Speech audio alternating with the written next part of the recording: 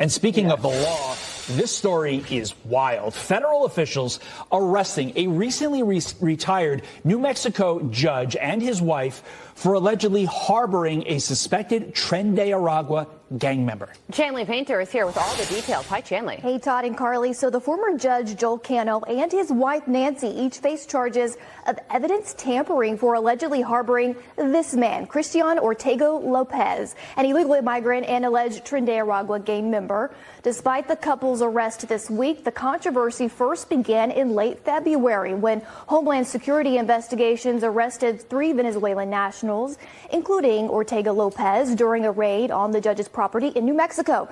Cano then resigned as a magistrate judge in March, and earlier this week, the Supreme Court of New Mexico permanently banned him from ever serving as a judge again.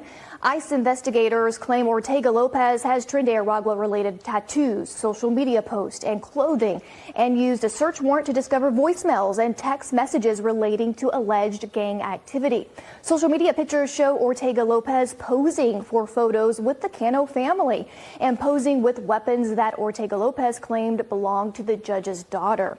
Homeland Security Secretary Kristi Noem responding to the arrest with this, quote, "Under President Trump, we have arrested over 150,000 aliens, including more than 600 members of the vicious Tren de Aragua gang. If you are here illegally and break the law, we will hunt you down, arrest you, and lock you up. That's a promise."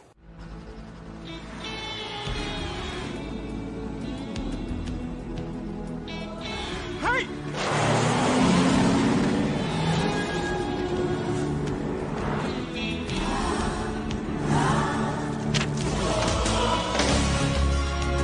Guantanamo!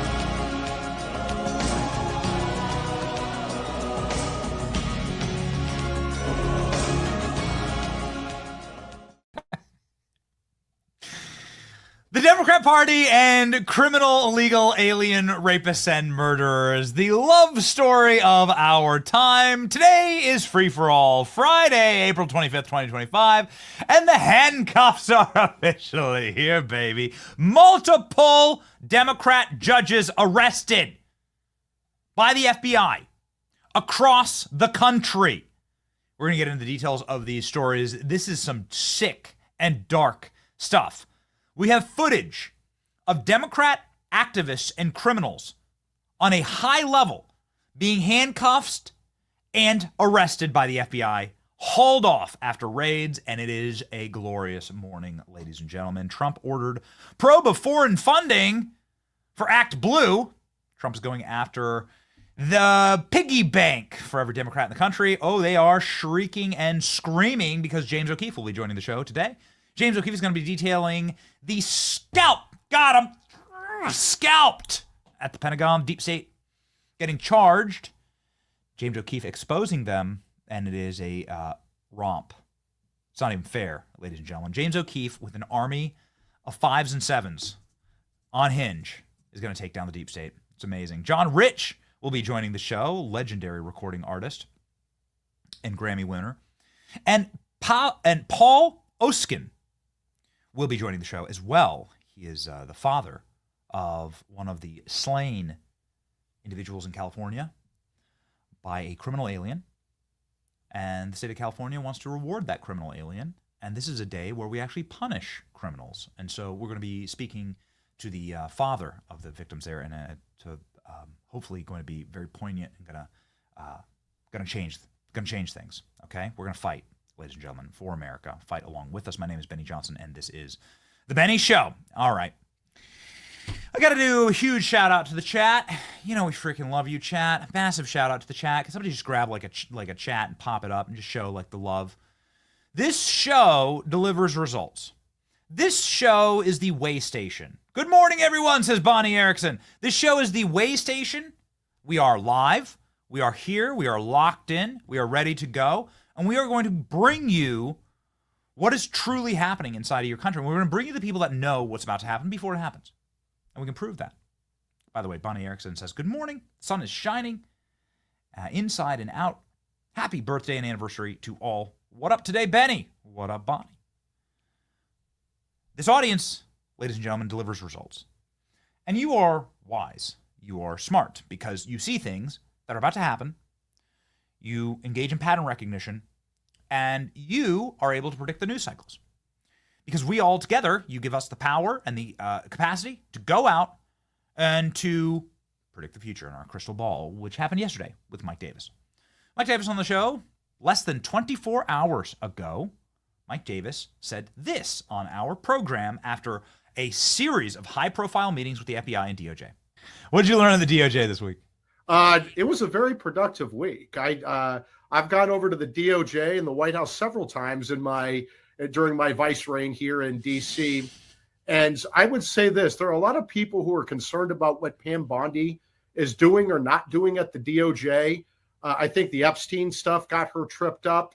I would just say to your audience, justice is coming. I promise you, justice is coming. I went and met with the Attorney General Pam Bondi one-on-one. I met with her team in the Attorney General's office. I met with Todd Blanche. I met with Emil Bove. Todd Blanche is the Deputy Attorney General. I met with Emil Bove, who is his number two, the number two to the number two, the most powerful unknown position in the government. I met with Chad Mizell, the acting number three, and Pam's chief of staff. I met with Stanley Woodward. I met with Dale Slater. Harmeet Dillon's over there. Kash Patel's over there. Dan Bongino's over there. They're starting to fire on all cylinders. I promise you this. This is normal during a startup phase as you're getting people confirmed and staffed up. You're not going to have immediate results, but they've gotten a lot accomplished already publicly, for example, just firing a lot of the deep state, getting rid of these bad actors, chasing them out of the Southern District of New York, chasing them out of Main Justice. They've closed a lot of these cases. They're opening cases. They're working on this. And I promise you that justice is coming. They're working with the FBI. They're working with these other law enforcement agencies. They're working with these agency heads. They're working with the DOJ leadership. Justice is definitely coming. I know it's coming. Then 24 hours ago on our program, haters on the internet said, oh, that's silly. Haters came for Mike Davis. Haters came for me. And they said, how could you platform such commentary when clearly nothing's happening? Nothing's happening. Remember, nothing's happening. Just very quickly, I want to show you a clip of our ally and friend, Steve Bannon. Mike Davis also on his program saying something else that he didn't just say there. Mike Davis on our show saying, justice is coming. I've met with them. Be prepared. It's happening. And then he went over to Steve's show an hour later and said this. I just had several meetings at the Trump Justice Department. I met with the Attorney General, Pam Bondi, the Deputy Attorney General, Todd Blanche, the acting number three, Chad Mizell, and the incoming number three, Stanley Woodward. And I want to reassure the War Room posse that they are very much on top of what's happening in our country, right? And just because you're not seeing criminal indictments right now does not mean they're not coming. They are very much coming. Just because you're not seeing the criminal indictments right now doesn't mean it's not happening. And it's happening. For the first time in this show's history, we have visual proof of Democrats, high-level Democrats, Democrat judges, in fact, being arrested and put in handcuffs after an FBI raid. Klein, shall you put it up, please? This is the footage of a New Mexico judge, an elected Democrat, and his wife getting raided by the FBI, placed in handcuffs, and being frog-marched out of their home for criminal prosecution that may land them in jail for the next 15 years for heinous crimes, crimes against our country, crimes against humanity. And this is going to be a trend, ladies and gentlemen. You might call it a trend de Aragua. This is what we have been waiting for. And according to all of our sources, this is just the very tip of the old iceberg. The Titanic hasn't even crashed yet. Get a load of this. This is also his wife going to the slammer. Somewhere I can hear Melania on the radio being like, raid her closet. raid her. I want you to take all of her clothes and just throw them on the ground, just for fun, right? Just raid her closet. I can hear Melania crackling over the intercom. All right, what's happening here? And it's not just this. It's not just here in New Mexico. This is happening across the country with breaking news at this very moment. Okay, let's go. Let's read. Criminal alien harboring judge arrested, hauled out of his home in handcuffs. Now, ladies and gentlemen, if you are paying attention, you'll note that Kash Patel, just earlier in the week, I don't actually have that clip. It's up on my timeline if you would go grab it. Kash Patel earlier in the week, 24 hours ago, 48 hours ago, forgive me. 48 hours ago, Kash Patel said, or you can just grab the Kash tweet. Kash Patel said, we have designated Tren de Aragua a terrorist organization. You have to pay attention. You have to pay attention. Tren de Aragua is now being charged. We're charging the leaders of the gang and members of the gang as terrorists. Now, what does that do? That opens up the aperture for an entirely new suite of federal charges, of federal resources, by charging them as terrorists. There it is, right there. Right there, right there. Center of the screen. Pop that up, will you? I posted, whoa. Everybody know what Kash is saying here. Understand what Kash is saying here.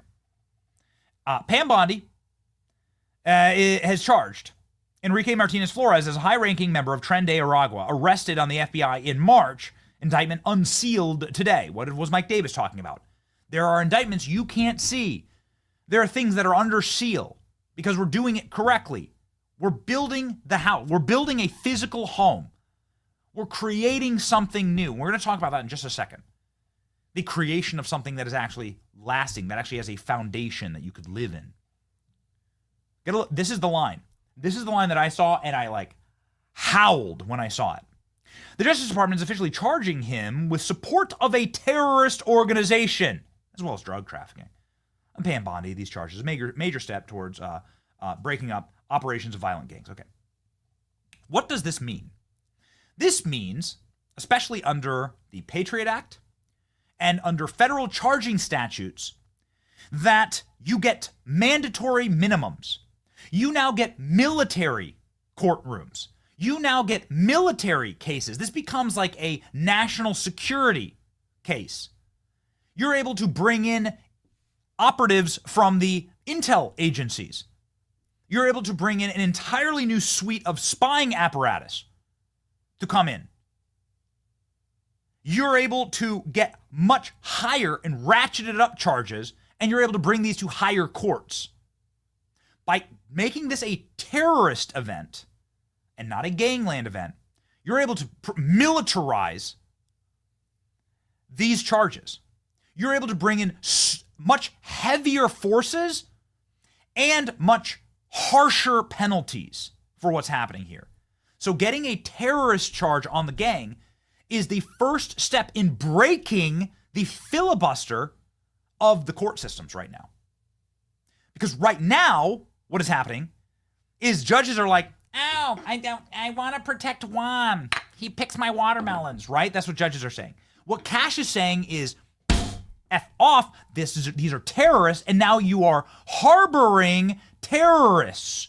You're ruling to protect terrorists. And you're not allowed to do that. This is a way to break the judicial blockade of the Trump administration. It's happening in real time. We've been hearing about it behind the scenes for quite a while. And now they've done it. Now, I saw that tweet that was 48 hours ago, and I told our team, prepare. Get ready. Book Mike Davis. Book everybody we can to talk about these cases. Something big is about to drop. And lo and behold, ladies and gentlemen, here we go. Okay, let's go back to the article and read. I just want to give you the bedrock of where we're going to build from here. Okay?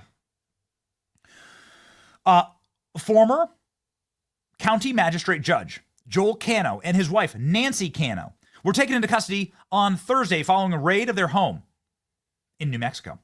The couple is facing charges of evidence tampering. They were allegedly harboring a criminal alien, suspected Venezuelan gang member, in their home. Homeland Security investigator Jason Stevens told Fox that the officers initially only intended to arrest Nancy Cano, but as we started obviously conducting our interviews and looking for evidence, we subsequently arrested the judge himself. He's an elected Democrat. Here, ladies and gentlemen, is a Democrat in handcuffs. An elected, powerful Democrat in handcuffs going to prison, and his dumbass wife. Ooh, baby. Here's the mugshots.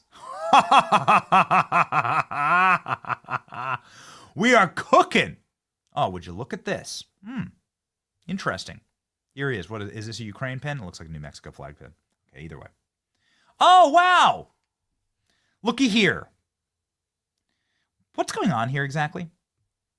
So this is the criminal alien, obviously with the face tattoos and everything, right? This is the individual who's being harbored. Why? What's the official story here? This is great. You're going to howl. You're going to laugh out loud. The official story here is that this Democrat judge and his wife were letting this man stay in their home to be their handyman. Oh, okay. Like a little bit of human trafficking with slave labor mixed in on the side, right? Like you know, you better scrub the dishes, right? And shine the shoes and mow the grass and make the margarita, right? Democrats love having margaritas with gang members. Otherwise, we'll send you home, and I'm a judge, right? It's like, I mean, it's really sick stuff. This is really sick stuff. That's actually the kindest explanation for all of this. The more nefarious explanation for all of this, which is revealed in this judge, like, chilling with gang members. Look at this photo. Look at this dude. Look at this douche bag. The douchebaggery of this guy. What the hell? Is this a Steve Martin movie from the 90s? Like, what is this exactly? Is this some type of, like, buddy cop movie?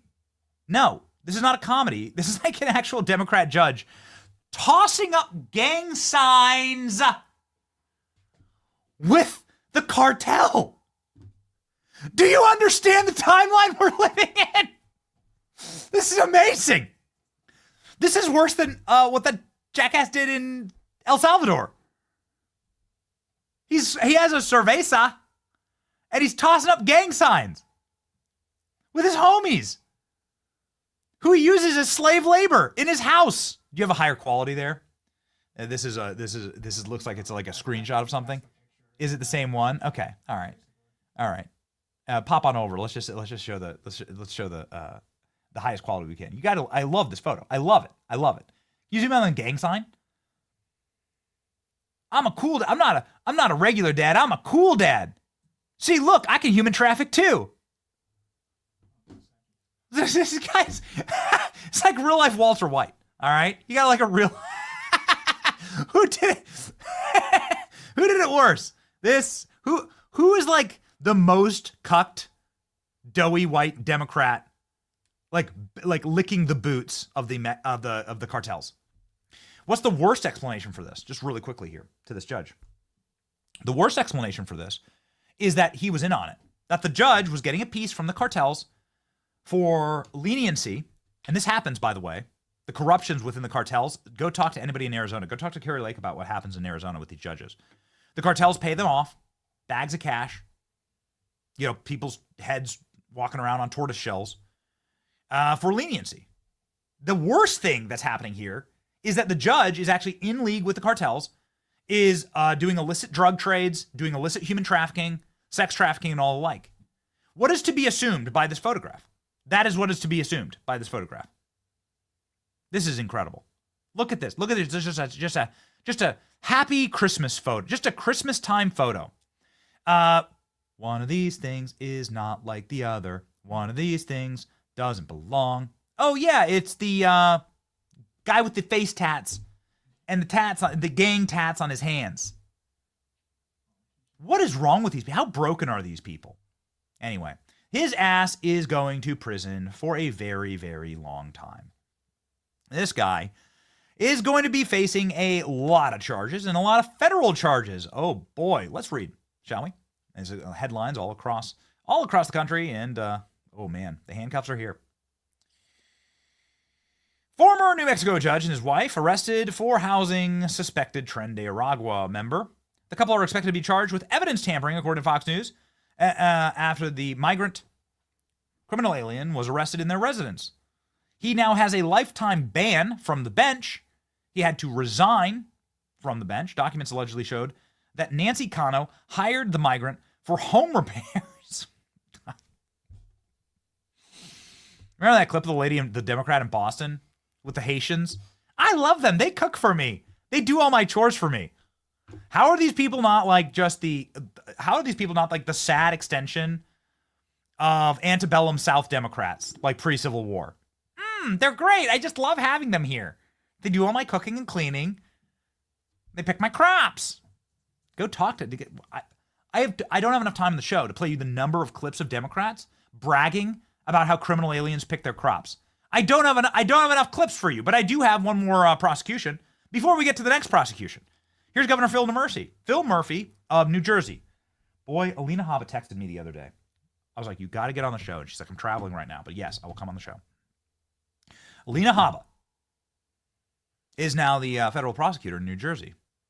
Why wouldn't she be prosecuting the governor who says on camera here that he's harboring criminal aliens in his home? Because, of course, this is a crime. This is Governor Phil Murphy saying, oh, yeah, I have criminal aliens living in my house. Can we get that clip, by the way? It's like, can we? Okay. Talking about, I don't want to get into too much detail, but there's someone in our broader universe whose immigration status is not yet at the point that they are trying to get it to. And we said, you know what? Let's have her live at our house above our garage. And good luck to the feds coming in to try to get her. Oh, God, that sounds like a challenge. It's a challenge that Dan Bongino posted this morning. You know, you love it when it's just like the giant FU post, right? This is what we did yesterday. What we did yesterday was we talked about like how blind trust is stupid, how you have to hold people accountable. This is the only show that straight up asked on some of their first days, where are the Trump assassination documents? Where are the Epstein documents? We're here for accountability. Trust me, we're here for accountability on our side. In fact, it's necessary. Just a quick understanding, like it's necessary for us to apply pressure. You have to do that. Because if we apply pressure, Cash and Dan and Pam and Tulsi, and we're going to get to that, and we're going to get to the skinning and scalping of the Pentagon quickly here. But they want to do the right thing. Sometimes the outrage helps. But what you can't do is sabotage. What you can't do is like personal attacks. You have to apply, like it's good trouble. You have to apply like good force. And what that does is it actually gives energy to getting these things done. And that's what they want. It's a really nice back and forth. It's good friction, right? Okay, so here's Dan Bongino, who's been catching a load of hell, right? From haters and from people who have been personally attacking him and not contributing, instead of like doing constructive things like having on Mike Davis and working with people who like understand what's happening on the inside. Instead of doing that, they're just personally attacking him. Bongino posts this. New Mexico judge and his wife arrested. That's it. This is just it's perfect. There we go. And here's the footage. Look at him go. Ooh, man, look at him go. There's the mugshot. Oh, it's great. It's fantastic. The FBI have arrested it. This is how it's done. More of this. And, well, this is what we voted for. Here's the coverage. And here's the, like, can somebody please explain why this guy was living with the Democrat judge? Somebody explain to me. He has the gangland tattoos. Can you explain it? Put him in prison for as long as you possibly can. Make examples of these people. And it's not just them. Oh, yeah, baby. This one's really good. Get a load of this. So we were going to do the whole show on this breaking news. This broke late last night. Okay, so we couldn't cover it in the show. We were going to do the whole show on this. And then lo and behold, straight out of the North Pole comes a new Christmas present, dropped right on our lap. Another judge gets handcuffed and dragged out of her courthouse by the FBI for harboring and hiding criminal aliens, this time in Milwaukee. Judge Hannah Dugan, arrested by the FBI for allegedly helping undocumented, I refuse to say undocumented, criminal aliens evade arrest. Let's go. This is out of Wisconsin now. You got 2 days, okay, and you got 2 different judges in different parts of the country who are seen as suspicious for questions on immigration, illegal immigration. The FBI arrested a Wisconsin judge, Hannah Dugan, out of Milwaukee for allegedly obstructing an ICE operation about a week ago. FBI Director Kash Patel writing this on X, quote, we believe Judge Dugan intentionally misdirected federal agents away from the subject to be arrested in her courthouse. Eduardo Flores Ruiz allowing the subject, an illegal alien, to evade arrest. Thankfully, our agents chased down the perp on foot, and he's been in custody since. But the judge's obstruction created increased danger to the public. We will have more to share soon, end quote. Okay. Let's freaking go. Here we go. Judge Hannah Dugan, arrested by the FBI for allegedly helping undocumented criminal alien evade arrest. Let me pop this article up here, shall we? Getting ahead of ourselves with the Tulsi Gabbard arrests there. Too many. It's Arrestmas morning and Judgment Day as judges go to prison. Let's read what happened here. A Milwaukee County Circuit Judge has been arrested by the FBI for helping a criminal alien evade arrest, according to the FBI Director, Kash Patel. Judge Hannah Dugan was arrested on obstruction charges. Here's what Kash Patel posted. The FBI arrested Judge Hannah Dugan of Milwaukee on charges of obstruction. After evidence, the Judge Dugan obstructed immigration arrest operation last week. We believe that Judge Dugan intentionally misdirected federal agents away from the subject to be arrested. In her courthouse, she hid the criminal alien in her courthouse. This lady, who, definitely central casting here, right? Goodness gracious, you got a meth problem in the courthouses in Milwaukee? Not sure. Gotta ask Jamie, who's our graphic designer who lives in Milwaukee. Hopefully Jamie can take her seat on the bench. We'll see. I'll start the campaign right now. I'll be Jamie's first donor. Flores Ruiz was still arrested a short time later. Thankfully, our agents were able to chase down the perp on foot.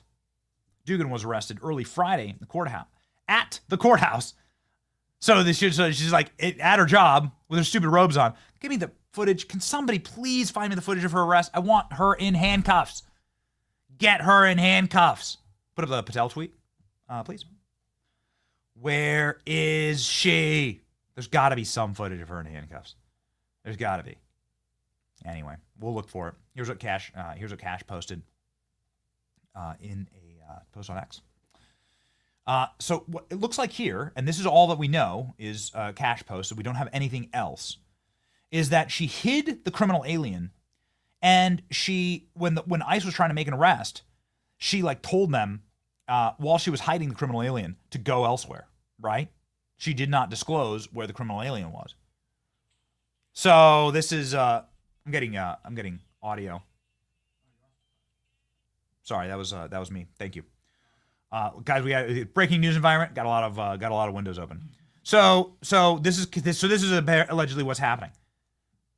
Find you a political party that loves you as much as Democrats love criminal alien gangbangers, murderers, or rapists, wife abusers, and human smugglers and traffickers. There's got to be footage. There's got to be courthouse footage of the FBI coming and dragging her ass out of the courtroom in handcuffs. Oh man, I can't wait for that. We don't have it just yet, but here's what we do have from this morning as well. Just an incredible morning. Tulsi Gabbard, following the referral of intelligence leakers to the DOJ. This was our lead story yesterday. Tulsi Gabbard has referred 3 criminals inside of the intel community. We don't know which branches of the intel community, but 3 criminals to the DOJ for prosecution. Tulsi Gabbard followed up by saying she will work directly with them to ensure their prosecution, criminal convictions, and sentencing. Tulsi Gabbard is on a freaking warpath. This is her first time speaking about this. It happened very early this morning on Fox. Tulsi Gabbard saying, we are going to protect the American people from the scum. Let's go. First of all, point out what we know has been the problem for a very long time. One of the reasons why the American people voted resoundingly for President Trump was to root out the kind of politicization and weaponization of intelligence that has really undermined the trust the American people have in the intelligence community and the national security state, but really what also directly undermines our own national security. So I made it very clear to the U.S. Senate, to the American people when I had the honor of being appointed to this position, that we will not allow this to continue. We take this very seriously. It is illegal to leak classified information. And so what you're seeing here is me carrying out on the promise and the mandate the American people gave Trump. We conducted our own internal investigation. We have referred them now to the Department of Justice and the FBI for an official criminal investigation, because these are crimes and people need to be held accountable to put a stop to this. Oh, hell yes. Oh, man. Just inject it into my veins.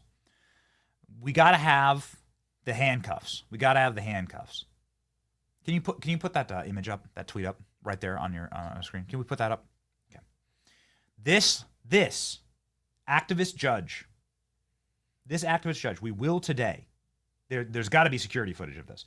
We will today get footage of this Democrat activist judge getting handcuffed by the FBI and hauled off her bench and thrown into prison, thrown into custody. Oh, it's going to be glorious. This is great. What is the point of all of this is something that I want to really make before we play you the judge's statement and everything like that. It's a really quick point I want to make that I think is extremely important. PR, synthetics. There is a DOJ attorney who's been a long-time career DOJ attorney that I had dinner with in D.C. He's on our side. He's a big fan of reform. He wasn't a Trump fan in the first term. Now he's a big-time Trump fan after what they did to Donald Trump. And he currently works with the DOJ. Let me tell you what we talked about at dinner, and I'll give you some insight into what's truly happening in the DOJ. Because he was there during the Trump prosecutions. Now, the reason he wasn't fired is that he wanted no part of them, and he wanted no part of January 6th. He's actually a good guy. He goes after criminals. This federal prosecutor talked to me about what life was like under the Merrick Garland reign of terror at the DOJ. And here's what he said.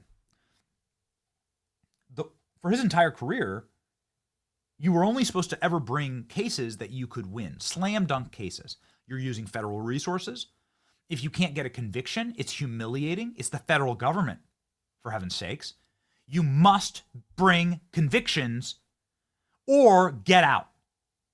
If you don't think that you have a 99.9% rate of conviction, then you don't bring the case as a Fed. That's what he said. That all went out the window when it came to Donald Trump. With Donald Trump, it wasn't about the convictions. And this is an exact quote, the process was the punishment. The point of the Donald Trump persecutions and the January 6th persecutions, which of course have virtually all of them been vacated now, was punishment. Dragging out these cases for years, locking up J6ers in prison for years, getting headlines about Donald Trump. The purpose was PR. It wasn't about prosecution. It was about public relations. The entire DOJ was turned into a sick public relations manufacturing agency that didn't go after criminals and was obsessed, this is directly from the inside, with just sliming Trump. Oh, a new indictment. Oh, a new indictment. You remember that season. We were all live for it, right? You were watching it with us. Oh, new indictments for Trump. Every day. Some new obscene bullshit charge. And I use that term correctly because these charges have been thrown out. Judge Eileen Cannon here in Florida threw out Jack Smith's entire case against Trump for the Mar-a-Lago raid. But who cared? They had the footage of the raid, right? Like, it didn't matter. Jack Smith got totally humiliated in Washington, D.C. court. He got pee-pee slapped, punched in so hard by the Supreme Court. The most humiliating smackdown in Supreme Court history. Jack Smith. What happened with Letitia James? All of it in the trash. What happened with Fannie Willis? All of it in the trash. Now Letitia James is getting it, okay? Everyone can get it. What's the point? The point of this dinner, and I really thought about, because I want to have these conversations and I want to be able to protect my sources, but I feel like this is too important. The purpose of everything that Joe Biden did was public relations. It was to slime Trump. They could never get a conviction. They couldn't even try. They were barely able to try before their cases got thrown out and right into the trash. But they succeeded, and Trump's a felon. Trump's charged. 1 million indictments. Remember all the indictments. You can indict a ham sandwich, Alan Dershowitz would say. Anybody can get an indictment. Can you get a prosecution? And that's what's different. This is what he like, dude, leaned across the table. It's very steely-eyed, and he's like, the difference between Pam and Cash and Bongino is that they're trying to do it right. They're building something that isn't synthetic. It's not a SimCity home. They're actually bulldozing real earth and putting in real concrete. They're laying real ground to put real people in prison. This dinner happened 3 weeks ago. And I was like, oh, man, you know, I hope we get to see it. And he's like, get ready. Get ready. They're doing the real work, and that work takes time. Indicting somebody, you can indict anybody for anything. The indictment, all those indictments happen under seal. The lawyers don't even get to be there to argue against. You get a rigged jury somewhere, and you can get an indictment, no problem. Getting a conviction is something they could never get on Trump. Every case was burned. It was just a PR job. It had no lasting matter. In fact, it backfired. This is real. This is what it looks like to go and get the find out part of the equation. This is what effing around and finding out looks like. And you must have the find out to have a civilized society and a structured society. Here we go, ladies and gentlemen. The now former judge says the allegations against him are, quote, sensationalized and without merit. He made those comments before the story became even more sensational when Joel Cano, up until March a county magistrate in New Mexico, was taken into custody Thursday along with his wife, following these accusations that the couple had allowed an alleged Tren de Aragua member to live in a guest house on their property. Cano resigned in March after Homeland Security agents raided the property and arrested Christian Ortega Lopez for being in the country illegally and for possession of firearms. Now, court documents claim Ortega Lopez had been doing odd jobs for the judge's wife and was then offered the guest house to live in. Prosecutors also allege Lopez is a TDA member, at least partly based on tattoos, emojis used in text messages, and clothing. The Albuquerque Journal reports that Cano, in a 23-page letter to the New Mexico Judicial Standards Commission, argued that there was no real evidence that Lopez and two other Venezuelan men arrested with him are TDA members. Cano wrote, quote, I cannot help but feel that the capture of these boys is just another unfortunate addition to the current nationwide effort to apprehend, detain, and deport anyone not born in the U.S. Dude's facing 15 years. Now, what do those penalties turn into when you accelerate them and add superseding charges for terrorism? If he's harboring a gangland member who's a member of a terrorist organization, well, what happens to a federal judge if you harbor a member of ISIS? If you harbor a member of Al-Qaeda? What do you think would happen to you? This is why you have to see the full mosaic of what's actually happening here. This is it. It's amazing.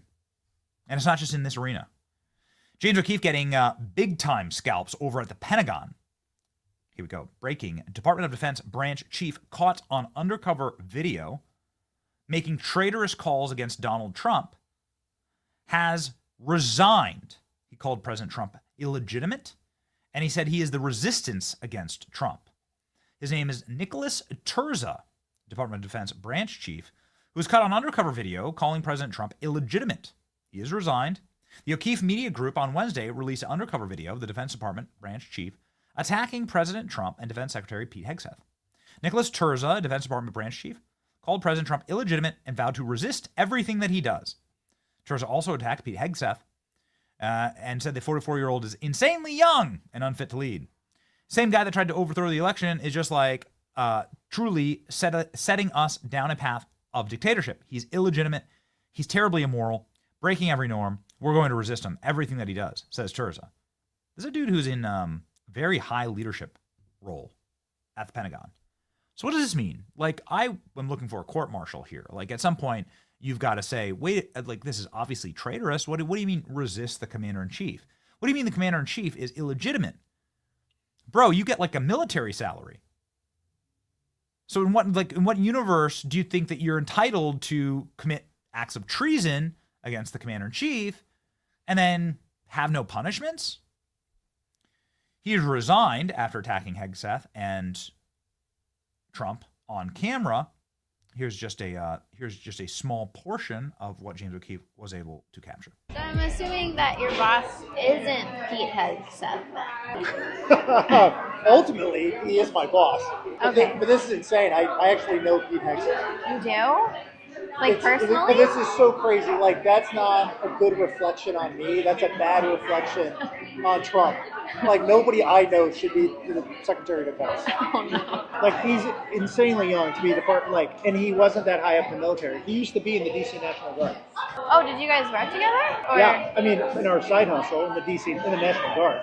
Oh. And I met him in my unit. He was just in my unit. Oh. And I don't know, I'm going on about Pete Hegseth. But what do you think the intent is? Is it like they want to hurt America? I think they don't care who they hurt. To enact a change that they see making America in a populist conservative framework more traditional, even if that means being sexist or racist or chauvinist. The same guy who tried to overthrow an election is just like truly setting us down a path of dictatorship. He's illegitimate. He's terribly immoral, breaking every norm. We're gonna resist him. Everything he does. I'm a very patriotic person, and I've never been less patriotic. What's your least favorite thing about Trump? Oh, that he utterly lacks any moral principle. The worst thing about him is his utter lack of moral principle. The second worst thing about him is how stupid he could be. Well, ladies and gentlemen, we have very, very good news for you here, confirmed by James O'Keefe yesterday, that he has resigned. This individual is gone. Let's go. The individual has resigned. The official Department of Defense statement. Ain't good enough for me. This is not good enough for me.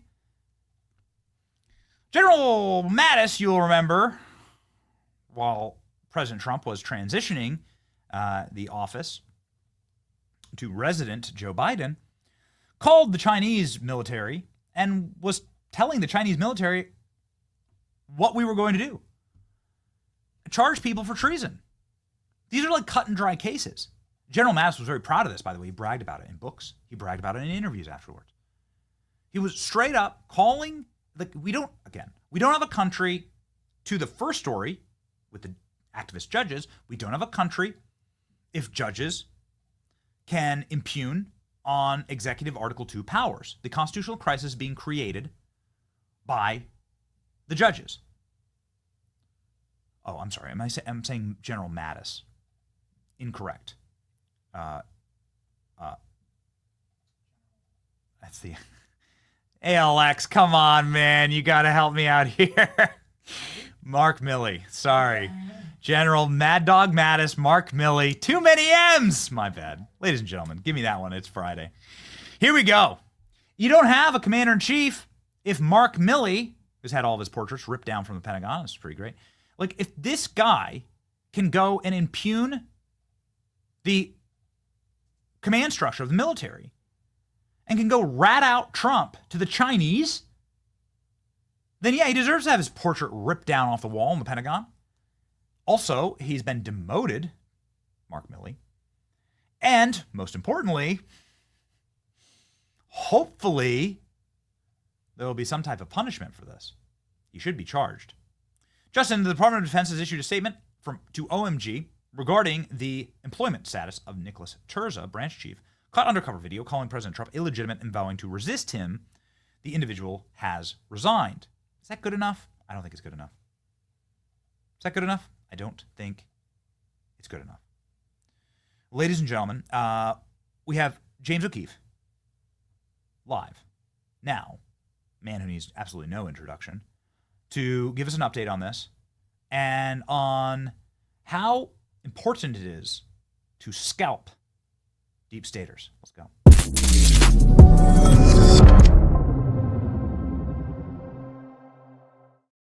James, congratulations. Hey, Benny, how you doing? What a result, man. I got to tell you, there's people who do a lot of barking with no results, and you are not one of them.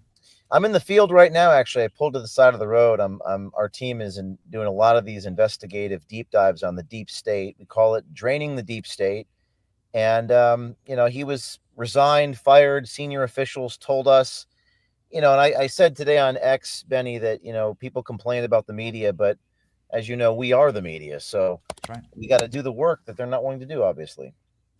So this is a fascinating case. This guy was high up, Congressman Corey Mills, who is himself a veteran and has done 20 years in the service, various capacities, was talking about how important this individual was, like how powerful these the branch commanders, right? Like these branch chiefs at the DoD. Like you're not getting this isn't an intern. No. And I don't think you'd ever, I don't think you'd ever really go after like somebody at so low level. This is somebody of great power. So can we start with that? Like where did it come about where you were like, well, let's start here? Well, sometimes we don't really chase. We don't. I'm going to go after the branch chief. I didn't intend to do that. The stories kind of find us. We don't know who's going to get caught up in our dragnet. But this is not a low level person. And, with all the investigative work we do, people are very narcissistic, very egotistical. And people say, how do these people keep falling for this? That's a common refrain. They're not really falling for anything. This is who these people are. And no one holds them accountable for anything. So it's totally outside their experience that someone like me or someone that works for me could be sitting with them and they could be held accountable. They just don't think that way. They don't think like you and I do. But obviously, this is a huge week for a huge month for Hegseth and everything that's happening with the leaks, and people are claiming he's under fire. And now we're kind of fighting back. We're showing that there's insubordination. There's no chain of command. There's kind of anarchy happening. We're putting a face to these deep state officials. But no, Benny, we don't really say I'm going to target the branch chief with this sort of investigative reporting stuff. The tips and leads and information come to me. I don't set out to obtain it. So I have a question for you because I'm not an attorney. I'm certainly not a JAG officer. And we're going to have one on next week. But at what point do you begin to charge? At what point is this treasonous? Because you're on camera saying you're going to resist the commander-in-chief. You're on camera saying you're going to sabotage him. You're on camera saying that he's not the commander-in-chief. But he is, and you collect a military salary, which is different from a normal Fed. For a normal Fed, it's bad. But this is particularly egregious because in wartime, this is the scum who's going to be following orders from Trump. That's the exact opposite of what people in the military are supposed to do. I mean, this is the exact opposite. I'm not an attorney. I've spoken to attorneys. Is this a violation of the Espionage Act? Is this a violation of? Is it against the law? Probably. But the question I have, I'm not in law enforcement, Benny, and I think a lot of people in my audience constantly say, when are these people going to get charged? Yes. I understand it takes a while to build a case. So the flip side is, unlike the left, who just raids my home and takes my stuff, I don't think it's good for law enforcement to go after someone unless they've built a case. However, the question I have for Republican people in law enforcement is, do you have the political will to do the right thing and actually enforce the law? That's not a journalistic question. Will they do anything about this? I don't know, because it requires a lot of courage to hold these people accountable in the law enforcement context. But this guy was a supervisor of a team at DOD. What we know about him is he managed a team of 15 people, like you said, not low level.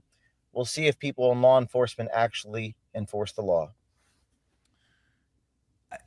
I think that I speak for most people when I say that no matter the president, I wouldn't like to see this inside of my military. This means that there's really some major breakdown happening in the military. And this follows a thread of insubordination or just outright traitorism. The way that I view Mark Milley calling the Chinese generals and snitching on what Trump's about to do or not do is just straight up traitorism.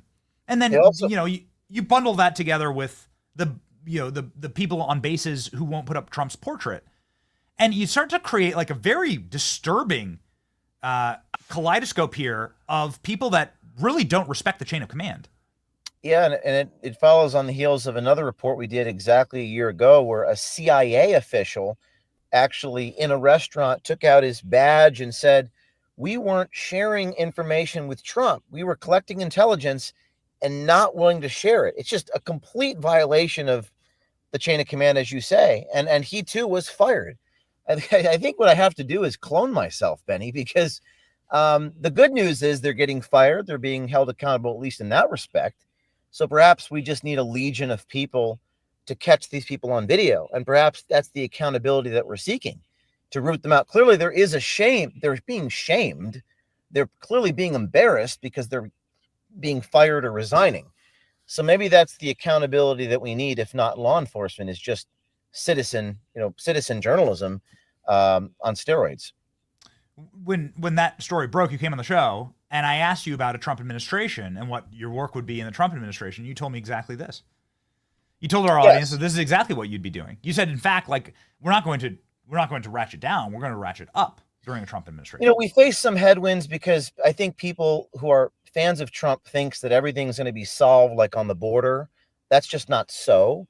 And one of the things I've heard from, I'm not going to name names, but I'm investigating. I'm doing a massive story right now, a deep dive into corruption in DC.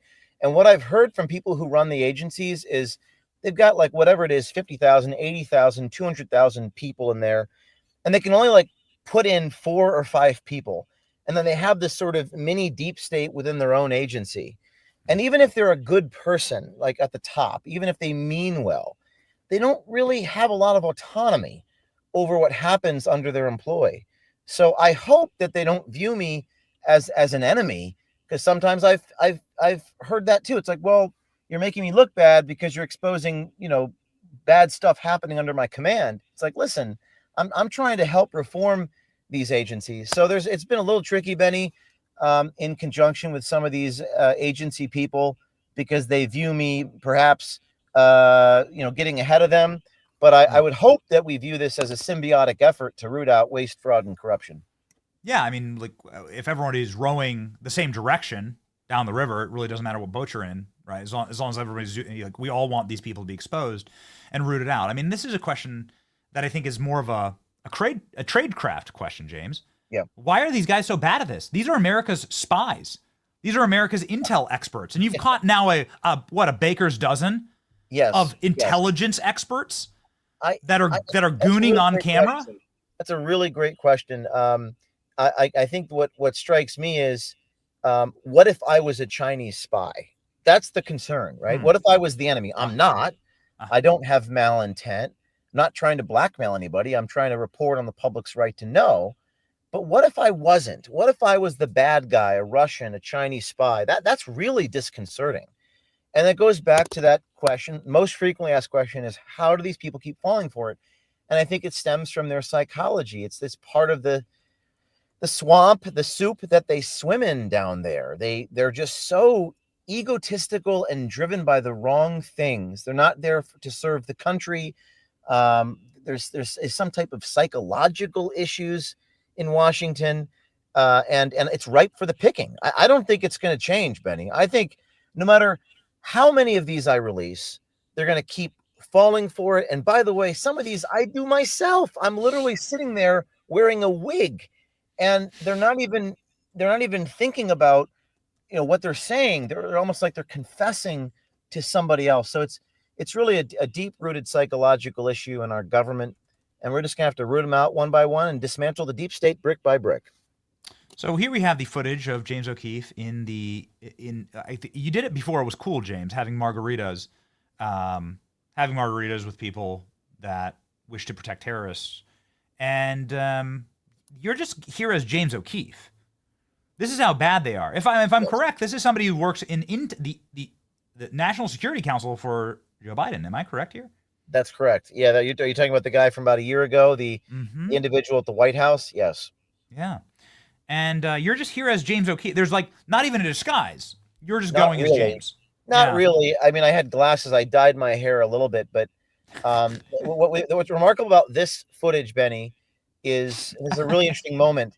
He's talking. This guy is not an idiot. He went to Harvard, although I guess that doesn't mean anything. But he's not stupid in the sense that he's an articulate man. And about halfway through this meeting, this White House guy, this is again a year ago during the Biden administration, he goes, "Wait a second, I know nothing about you." He realizes that he's been spilling all these secrets. And of course, I'm pretending to be like I'm putting on a front, like it's a gay date, and I'm, pretending to be his, gay lover or something. And I go, "Well, you're like James Bond. You're so fascinating." And he goes, "Oh, stop it." And he keeps talking. So this is a guy who works at the Eisenhower building, works with the White House. And again, what if I was a Chinese spy? So we're kind of testing how, I guess, incompetent or compromised some of our people in our government are. And it's not a good scene. Goodness. I'm like, what about real spy? I mean, what are actual spies getting out of these I'm people? very concerned about it. I'm very concerned. You just need a grinder profile, and the worst regimes on earth have all of our secrets. Okay, so James, tell me quickly a follow-up kind of to our last interview. What are you working on now? What can you tell me? And what is the attitude? You sort of touched on it with the Trump administration, and that you don't want to be seen as an enemy. We see that Tulsi Gabbard is referring people for criminal prosecution. We see that judges are being arrested this morning, 2 of them, for harboring criminal aliens. What are you seeing from inside of the Trump administration? Are you seeing positive signs for the cleanup here? It really is to be determined. We're approaching 100 days. Again, I see both sides of it. On one hand, I don't know why people within the deep state haven't been arrested yet. And here's what I would say to you, Benny. If Kamala Harris was the president, right, what are the odds that someone like me or someone on the right who didn't necessarily break the law, what are the odds there'd be an indictment? 100%?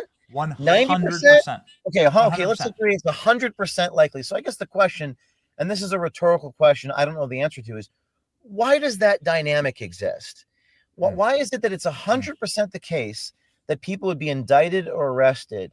And the only answer I could think that's rational is, well, maybe they're just taking their time and they're doing the right thing. I don't believe in political prosecutions. I'm against that. The ACLU defended me when the FBI raided my home. A liberal group defended me. I'm not about I mean more, there should be equality before the law. And we know that people in Washington are breaking the law. We know that.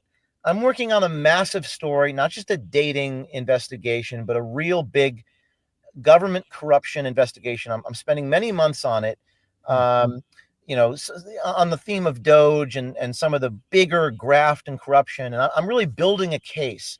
I'm catching multiple people on tape, not releasing it right away, and it'll come out in the next month or two.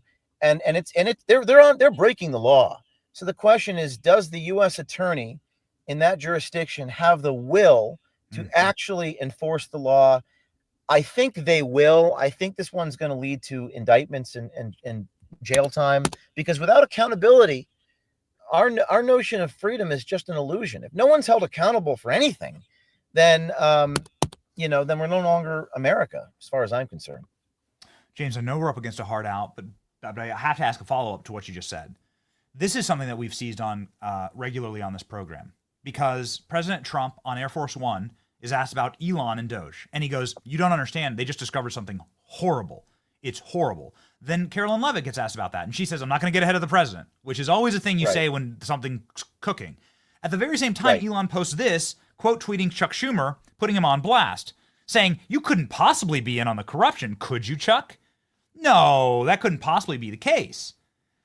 Do you know anything about this, James? Can you lay the groundwork for what's to come? What I can say is that what I can say to the audience here, because I understand their desire for immediate arrests, but I can say this as someone who's really involved in rooting out high level corruption. I haven't released it yet. I'm talking about a massive bombshell. It takes time to build a case.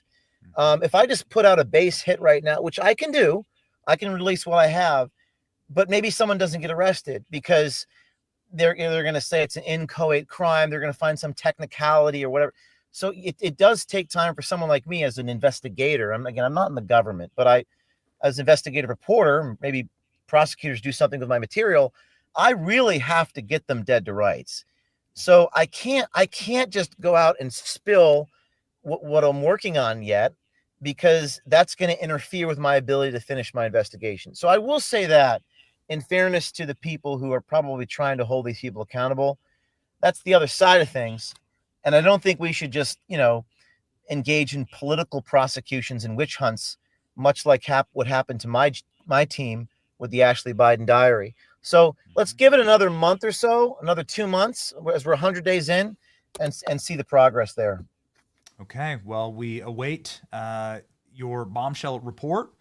Obviously, when James says things like this, when other people come on the program and say, like, the work I'm doing is going to lead to indictments, the vast majority of them haven't ever done that. James has done that. James did that. James has done this before. I mean, I've known you for 15. Remember the Acorn story? There were like 5 or 6 tapes. If the work that I'm about to release, I'm talking about in a month and a half, doesn't lead to indictments, then I'm going to come on your program and I'm going to be pissed off because I have these people breaking the law. Now I got to get a little more so they don't, come out some technicality, but I'm going to be upset at these prosecutors, and I will hold these prosecutors accountable. I'll investigate them because, we are a nation of laws. We're supposed to be equal before the law, e pluribus unum. That's what the United States is all about. And this is our opportunity, but I have faith. Content is king. You catch them on video. Stay tuned. Wow. Just a final follow-up. This is Acorn 2.0, or is it bigger? No, it's much bigger because we're talking about corrupt government graft and corruption. Billions with a B. Billions of dollars. Tens of billions of dollars. Stay tuned. Wow. Ladies and gentlemen, you know where to stay tuned. James O'Keefe has 3.1 million subscribers on X. James O'Keefe and his media group, O'Keefe Media Group, can be found everywhere on all social media. Stay tuned and subscribe. Keep fighting for the people that are fighting for us. Godspeed, James. Stay tuned. Thank you.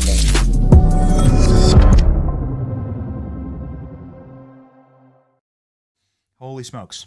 I think I might know what James is talking about. James and I have been friends for a while. James edited the original Acorn tapes. That was, he's being too humble, that was graft and corruption and did lead to indictments. That was government graft and corruption, those original tapes. If you were around, if you know, you know. He says that it's 1,000 times bigger than that. Ladies and gentlemen, that is massive, massive breaking news. We got to get that up. What could he be doing here? What could he be doing? I haven't spoken with James about that, about what he's working on. I just heard it live with you. But there is something that we've been covering, and this was huge news yesterday, and we have to get to it. Trump has ordered a massive probe into ActBlue. Could this be what James is talking about? I don't know. I legitimately don't know. James has done work exposing ActBlue, but so have many. Elon Musk has regularly posted that ActBlue is a criminal organization. Here's how it works. There is a massive fundraising apparatus, but really it's a data operation on the left. This data operation is housed under something called ActBlue. ActBlue has very, very mysterious donor behaviors. You guys, you got to get me the Matthew tweets. You got to get me the tweets from Matthew yesterday from North Carolina. There's a creator from North Carolina who we've communicated with. We've used his content on the show. We know him. He's a really solid dude. First name Matthew, last name something Dutch. Get it for me. He said, I went and checked for my name on ActBlue, and lo and behold, I've donated to a bunch of Democrats in Kansas. Now, how exactly the hell is that possible? Again, this is a legitimate person. We know him. He's found to have donated a bunch of times to a bunch of Democrats. He's never even been to Kansas, he said. This is just a small microcosm into the horrible criminal enterprise of ActBlue. There we go. Thank you. An overnight investigation has found even more disturbing donations of fraud in my name. ActBlue FEC campaign reports that I donated $2 amounts to a bunch of Democrats in Kansas. I've never stepped foot in Kansas. I've never donated to any candidate. I've never donated to any Democrat. This is his name. This is his address. These are the donation codes. Earmarked for Charisse for Kansas, Bowler for Kansas, Michelle for Kansas. You ever seen Office Space where the fraud was just like, we just take a couple pennies here and there, and we take the penny, from the penny tray. We just donate like $2 here and there, but we use millions of people to donate $2, and then we get millions of dollars donated to these Democrats. Where's the money come from? Well, it comes from USAID. It comes from Chinese billionaires. It comes from evil oligarchs around the world. Where does the money come from? Who knows? It comes from Russia. It comes from Ukraine. Is this what Ukraine sure as hell didn't get the money? Zelensky's like, I never got the money. Where does it go? Well, it goes right back to donating to Democrats. Is this what's happening here? The reason why this is necessary, and the final thing I'll say on this, is because you have to understand federal campaign finance law.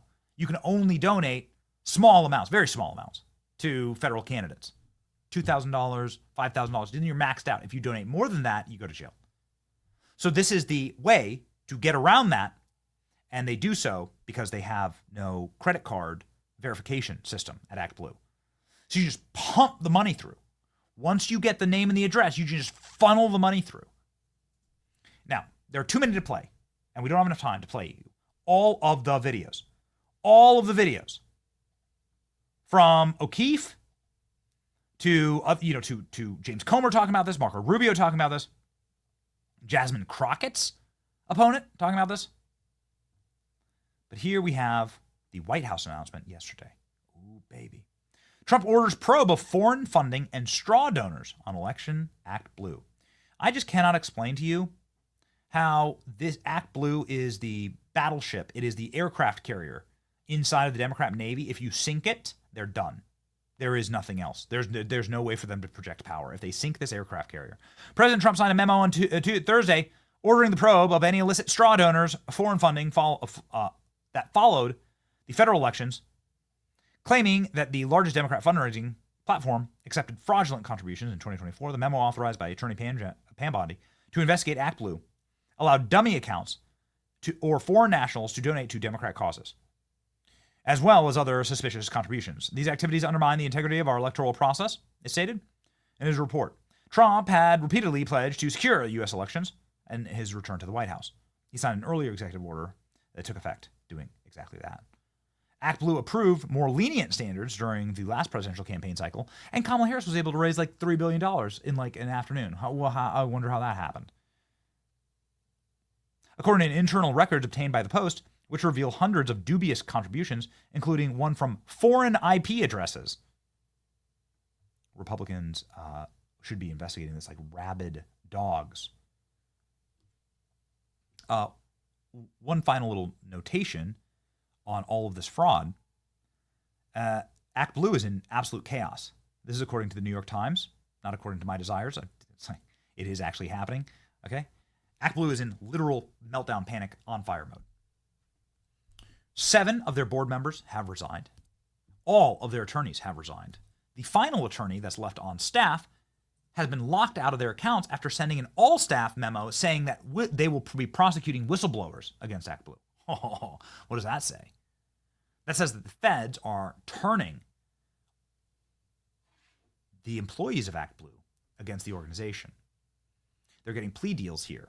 The Trump executive order yesterday is cover. It's an order. The president can't march into the attorney general's office and order something, but he can give an executive order that says everybody in my administration should be investigating ActBlue. That's what he's done. Donald Trump is doing this to give cover, and the feds are clearly already well down this path. The prosecution of criminal donors from the Democrat Party for foreign money, this will take down the entire Soros network. This will take down the entire DNC. Without ActBlue, I mean, they are in total and complete collapse. They've lost their aircraft carrier. This is massive. Absolutely and totally massive, ladies and gentlemen. Okay, very good. And this is going to be amazing. I see in my notes here, Tulsi Gabbard did say, just a little bit of information, she did say that they have found evidence of foreign interference and corruption in the 2024 election. She said that during a cabinet meeting. Just one sentence. We found evidence of this, and we're going to be prosecuting. Ooh, it's going to be very, very interesting to see what happens next. Ladies and gentlemen, this is a story that we covered earlier in the week, and it's something that we wanted to. It's something that just a moment here. Something that we wanted to get locked in with John Rich. John Rich is a man who has been a friend of the show and who has been a friend of culture, has been a friend of Trump, and has been a friend of this administration. For such a long time, he has been fighting. He was the winner of The Apprentice when Donald Trump was hosting. And now he's taken that celebrity, he's taken that fame. And he is using it for good. It is our great honor to have John Rich on the program. Ladies and gentlemen, please welcome John Rich.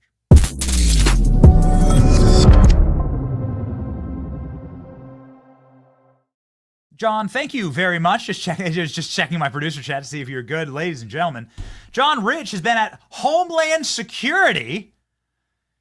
I saw this in our production notes. I'm like, is there anything this guy can't do? So, okay, explain it all to me, John. What's happening now? Are you going to be a federal agent? Are you going to be like Elvis? Can we grab that? You're going to have the Elvis moment, aren't you? You're going to get deputized, won't you? Uh-oh. Ladies and gentlemen, John Rich, we cannot hear. So we're going to, John, I'm so sorry. Yeah, you just have to unmute yourself. There. Yeah. You're muted on your end. There you go, John. I can just hear that. Can we get a test here, John? You got me now? There we go. There you go. In case you're wondering if we do the show live, here we go. That's how smart I am. That's how smart I am. I can't even unmute my own voice. You know what? My wife probably wishes she had a button like that for me. She would love that. Maybe I'll get her one for Christmas. Mute. So, John, please tell me, again, get me that deputized. Elvis was deputized. Here, there it is. Is this going to be you next? Are you going to get a badge and a gun from the president? Are you going to go fight crime? You know what? Might as well.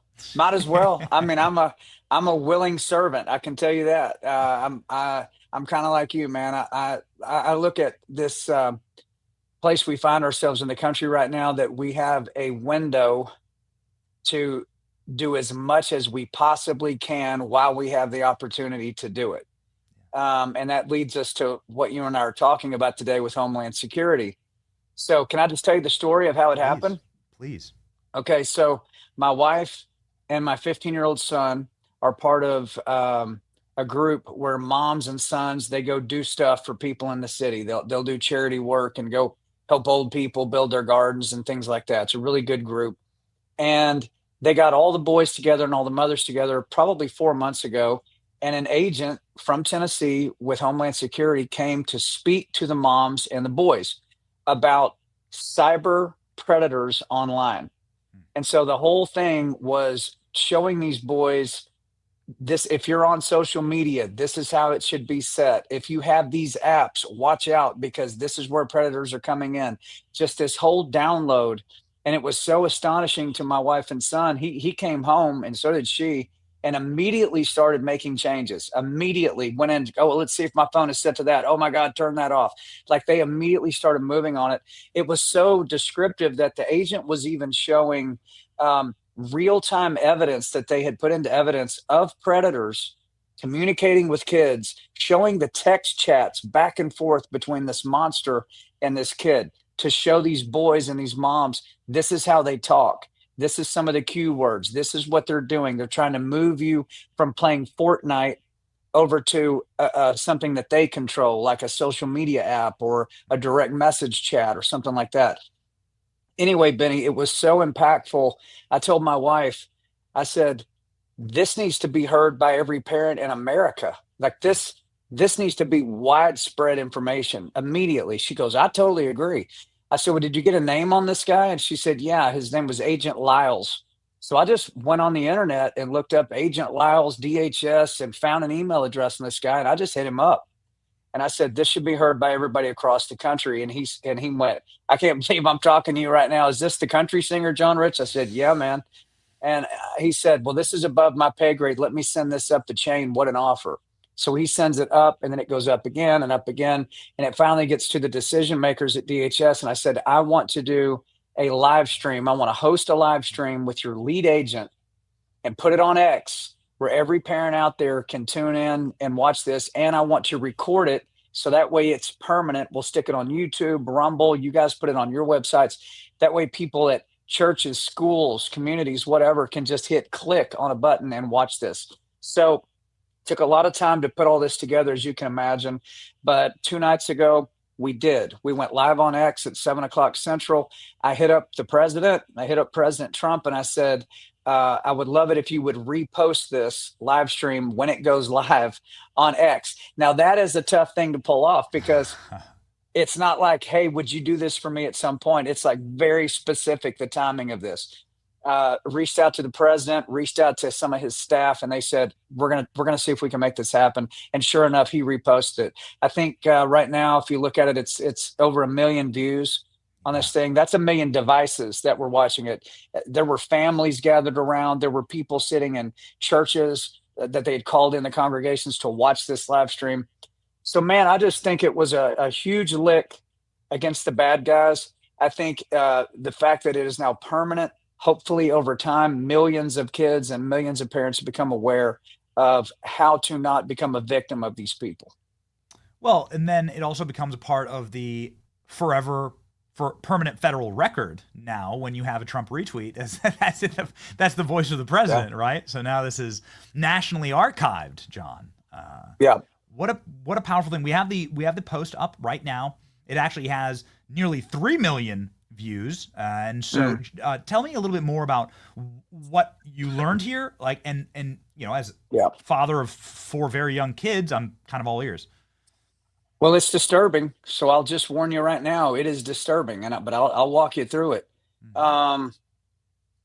These predators will, let's say they're on Fortnite. Let's use that game. A lot of kids play that. Also Roblox, also a bunch of the other games, pretty much all of them at this point. Minecraft. Any game that's connected to the internet where the kid's sitting there with a headset on and they're playing and some other kid joins their team or whatever. This is where a lot of these predators go. So they will go on a game like Fortnite and they will say, hey, man, you're a really great player. Let me send you a skin, which is a way to change the way your player looks. And it normally costs the kid, 1,000 coins or whatever. And so this other kid will go, man, you're really cool. You're a great player. Here, let me gift you a skin. And then my son would be saying, wow, that's pretty cool. Oh, man, you're cool, dude. We should play more. This is great. And they start little by little, they're grooming these kids. Once they get enough of a dialogue going on, they then will move them over to either some kind of direct message or have them download an app where they can talk to them, or they'll look them up on Instagram. Here's where this gets scary. So once they can migrate them over to another platform, they then can geo-target where that kid is at. If they can get that kid to send a picture or even a text, they can actually go back and geo-target where the kid is, press that and go drive directly to where they're at. That's number one. That's because the location services on most phones are on, even on like pictures. Like if I took a picture and if my location services are on and yours are on, Benny, and I took a picture of this room right now and texted it to you, you could swipe up on that picture and a Google map will show where the picture was taken, what time it was taken. You then can click on it and drive directly to where I took that picture. Okay, so they'll use these tactics to figure out where they are. Then they will cross-reference where they are with their parents' social media. If the kid doesn't have social media, they'll go find mom's Facebook page. And then they will cross-reference that with everybody that she knows. And they will find pictures of the kid that mom has posted. It could be the kid's, he's on a baseball team or his birthday party. They will take that picture, feed it into an AI system, create child porn using that kid's face using your kid's face, then they will take that video and they will text that to the kid that they've been grooming and tell this kid, here's what you're going to do now, or I'm going to post this video to everybody on your mom's follower sites, your dad's. Oh, by the way, I know your parents' first and last names. I know you live at this address, go to this school. And if you don't do what I'm telling you to do, I'm going to show up and kill everybody in your family. That's how they talk to the kids. Okay? You following me here? So parents, including this one, was totally unaware that this is the tactic that they're using, that if you have pictures of your kids, and we all do this, they can take that and turn it into something horrific and use it against that kid. Last year, 36 million tips came in only in America, kids that were being targeted online. 36 million, man. That's 3 million a month. If you took every federal agent, every local cop, if you took all the volunteers you could get your hands on, it would be like throwing a snowball at a mountain. It's not going to mean anything. It's not going to put a dent in that at all. So when I learned all this stuff, that's when I said, this is when the civilian shakes hands with the feds and we do something together. They're not, they're not a marketing machine. They're DHS. They're out here to get bad guys. And I said, we need to apply some marketing to this. We need to have a guy like me host this. Let's promote it. Come on and let's do this thing live and see if we can get some views. And man, we certainly got some views. That's basically the whole process that happened. And I hope it inspires people to reach out. If you've got a platform, you've got an idea, they're listening. The Trump administration people, this is not Biden. They're listening. They're up for ideas, man. You can email those people. You can give them ideas. You can offer your service to them, and they'll find a way for you to help.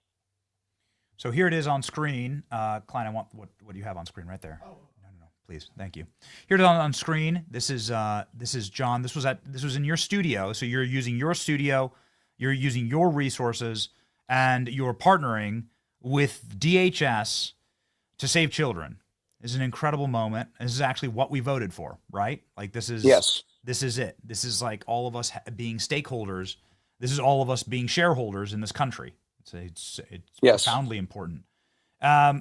You can find all of this, and I encourage you all to watch it on John's social media. John, I wanted to sort of expand the aperture here, if you don't mind, because this seems to be something that's in the news quite a bit. The preying on young children. We're seeing this sort of on all fronts. And right now, currently, there is a musician who is in prison and has been in prison. His name is P. Diddy, Sean Combs, and he's in prison for doing something kind of similar. Kind of depends on the trial's next month. So I guess we're going to find out what the feds can prove on the trial. But if the charging documents are to be believed, he is a horrific predator and a real true monster. Mm-hmm. Can you shed some light on from the music industry's perspective on this practice? Is this regular inside of the corporate music industry? Is this how people are treated? This seemed to be like kind of a known secret among the entertainment community, and a lot of people sweating bullets, I think, right now, who've been to these parties. Mm-hmm. Yeah, they should be. They should be sweating bullets. There are tactics deployed, in the entertainment industry where they will try to co-opt the big talent. They'll try to put them in positions to compromise them, get pictures and video on them, basically as blackmail, as extortion, where then they can make that artist do anything they want them to do. It is the most sadistic, wicked, satanic stuff you've ever seen. I have never been in one of those parties. I've never been invited to one, probably because they knew I would beat every last one of their asses into the wall if they tried something like that on me. I mean, there would be teeth and fingernails laying all over that room, and they knew that about me. And so I didn't get invited to those, but I do know people who have been invited to them, and they said, I walked in there and walked into a room and this horrible thing's going on. And I just turned around and just ran out and got back in the car and left. I mean, the stories about Sean Combs and some of these others, like after the MTV Awards, stuff that's going on in people's houses out in California. I mean, this is not fairy tale. This is real stuff. That's why the guy's in prison. Thank God we have Kash Patel and Dan Bongino and Pam Bondi, and we got some actual patriots out there who are going to do something about it, who are not compromised by these guys. I mean, I think we know that the Epstein list, the Epstein files, the politicians that are compromised. I mean, this is a deep, deep, deep, dark situation. I know a lot of Americans, I would like to speak to this. A lot of patriots are very upset right now that they haven't seen the arrests. They haven't seen the Epstein list yet. You see it too, Benny. I mean, they're just screaming bloody murder on social media every day. They're calling in Bongino and Cash saying these guys are fakes. These guys are no good. They promised us one thing. I would just like to say to anybody that feels that way right now, we are about 13 weeks into a 208-week term of Donald Trump. These men and women are walking into an absolute nightmare situation. Okay. And if you're going to do mass arrests and you're going to arrest all these bad guys, you better make sure you've got all your buttons tightened up as tight as you can so the charges stick and they actually do wind up in prison for the rest of their lives. Okay. This is important stuff. And I really take issue with anybody out there who, after a few weeks, is telling me Dan Bongino is a fake. Kash Patel is a liar. I will not put up with that. Matter of fact, any patriot speaking like that about them is an idiot. I'll just put it out there. You're a dumbass if that's the way you talk and that's what you actually think. You need to calm down for a minute and let these men and women go to work. This is a massive undertaking. When they finally pull the trigger on this and the bad guys are actually held to account, it is going to correct. It's going to be a course correction in our country in a major way, and I'm patient for it. I'm patient for that. I want to see the country corrected. I don't want a Band-Aid. I don't want a bottle rocket. I want a fireworks show. I want Mount Vesuvius to go off in this country and end this once and for all.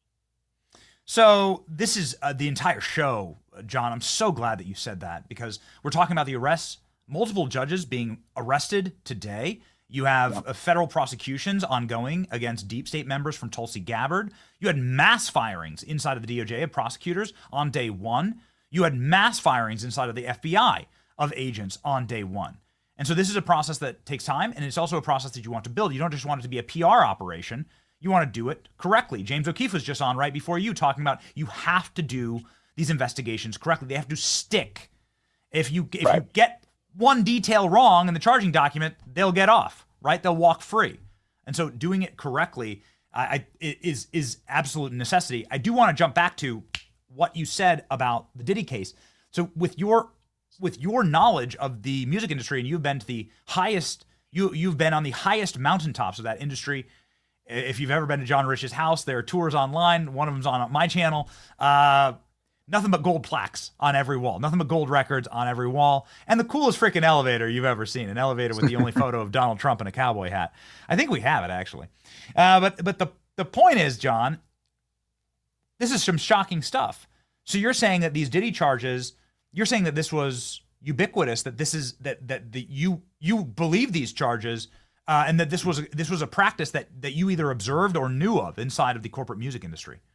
Yeah, I never observed it, but I did hear about it. And then if you look at who all is coming forward and leveling these charges, this is hundreds and hundreds of people. This is not like one guy or one girl leveling this against Sean Combs. This is hundreds of people. Again, they use it as a control mechanism. They use it for blackmail. These are not willing participants. I mean, if you read some of the indictments right now, they were blacked out. They were given something, roofied, whatever. They were basically knocked out, rendered unconscious, and then horrible things happened to them. And then they video it all, and then they show them the video and go, "You better do what we say." I mean, honestly, Trump said when he was running that he wanted to institute the death penalty for human traffickers. Remember when he said that? I think they should get the death penalty. He said, especially for child traffickers, death penalty. You can't rehab these people. They should get the death penalty. I don't think that's actually happened yet. But man, I don't think that's a fate beneath what they deserve, especially for kids. If you're doing that, I mean, listen, this trial is going to be, incredibly disturbing to people when they find out what's going on. And Sean Combs is just one of them. He's just one guy. There's operations like that going on all over the place. That's what Epstein Island was. By the way, Epstein Island's not the only island where that happens. They're doing it in places all over the world where they co-opt people and do this. And then, of course, you do have some people that are willing participants. Like if they bring in kids, for instance, they're trafficking kids. Well, if you're a grown person and you're standing in a room and something horrible is happening to a kid and you don't stop it or die trying, you're complicit. You get to go down too. Enough is enough. Again, you see that look on Trump's face every now and then when these subjects come up. Totally different look in his eye. You're looking at the granddaddy look. You're looking at what the father's eyes look like. He's thinking about his grandkids when he hears these stories and he gets these reports. Same thing with DHS. You know, this live stream that we did, that's what this was all about. There are simple ways that you can adjust the way your kids are operating online and keep the bad guys out. Benny, I know you and I share a lot in common, and I guarantee you we have this in common. There is nothing I would not do to keep a predator from breaking in my front door or breaking through my glass and coming in and putting his hands on my kids. Literally nothing.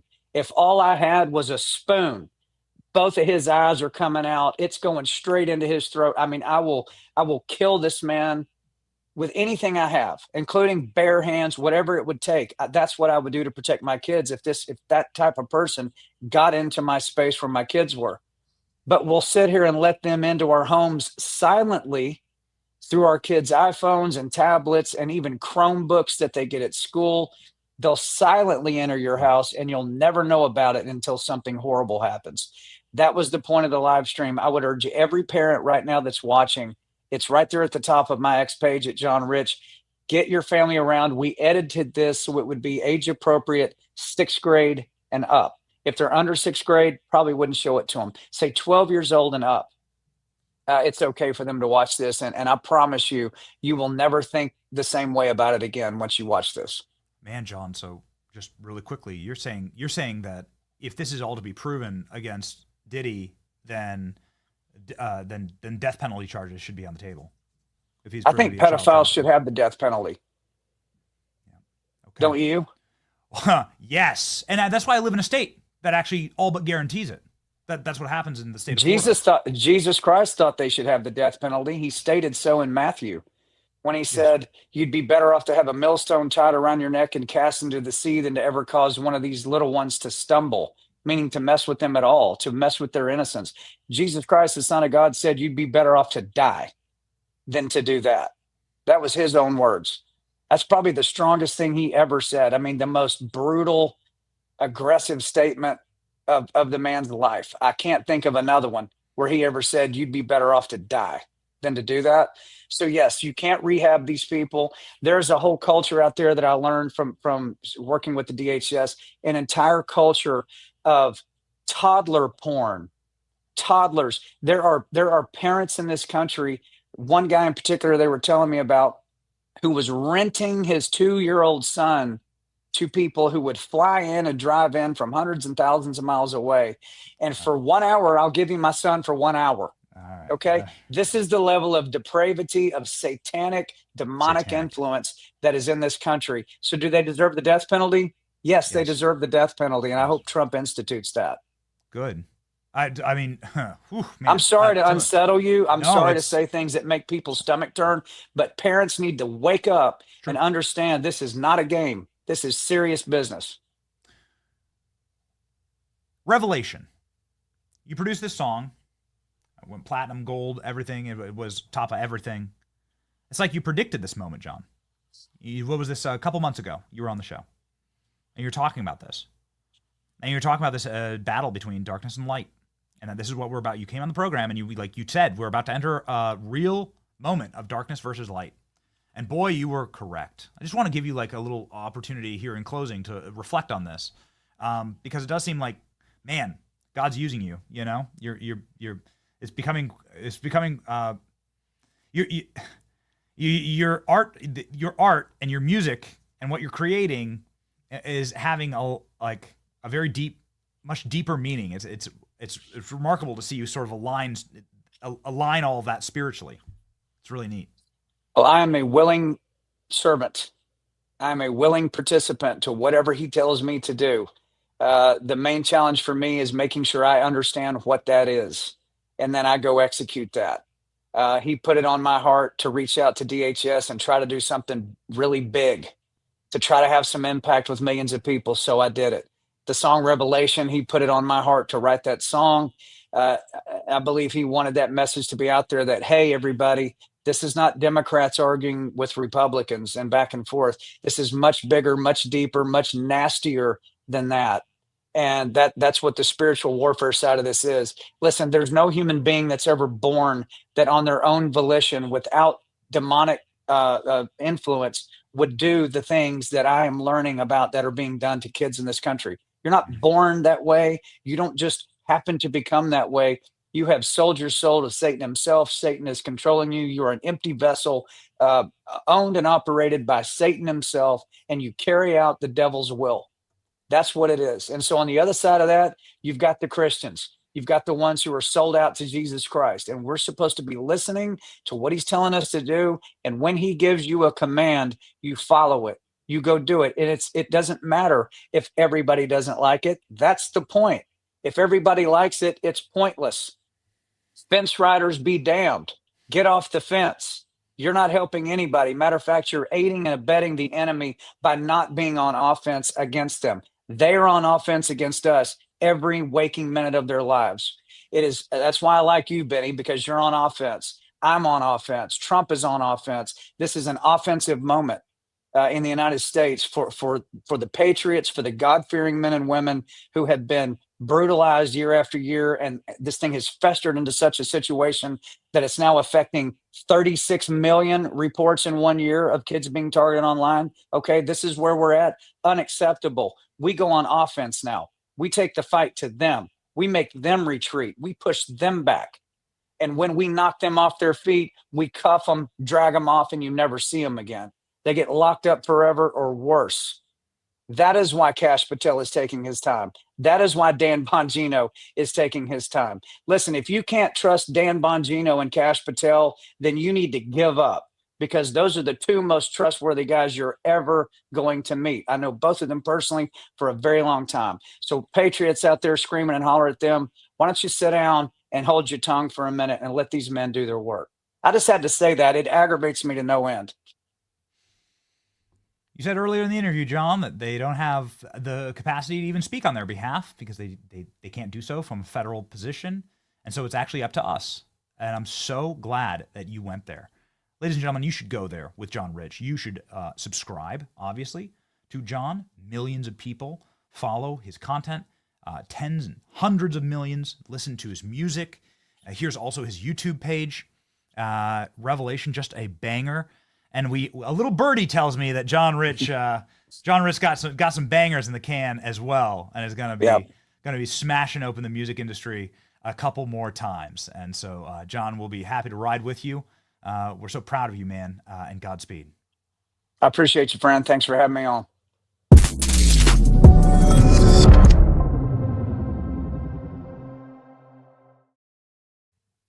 Ladies and gentlemen, it's always our extreme honor to have conversations like that with such people with massive cultural influence, and to bring truth to this audience from the perspectives of James O'Keefe, who's doing special investigations, from the perspective of John Rich, who is just a dominant, overpowering force in culture. And now it is our honor to bring you a perspective that perhaps you haven't heard before. This is the perspective of something that we talked about earlier this week that enraged us and enraged the entire country when we heard that the state of California was going to be releasing a criminal alien who was driving hundreds of miles an hour over the speed limit, blackout drunk on drugs, and then slaughtered two beautiful Americans in the prime of their life. They were teenagers, in fact, and they died on a California freeway, burning alive. The state of California, in its repulsive wokeness, has decided to liberate this criminal alien who's been deported twice already on good behavior, and free him nearly a decade before he was supposed to be let out of prison. Many would argue perhaps that he should have never be let out of prison. Joining us now is the father of one of the deceased teenagers. His name is Paul Asokin. And it is our honor to have him on the show.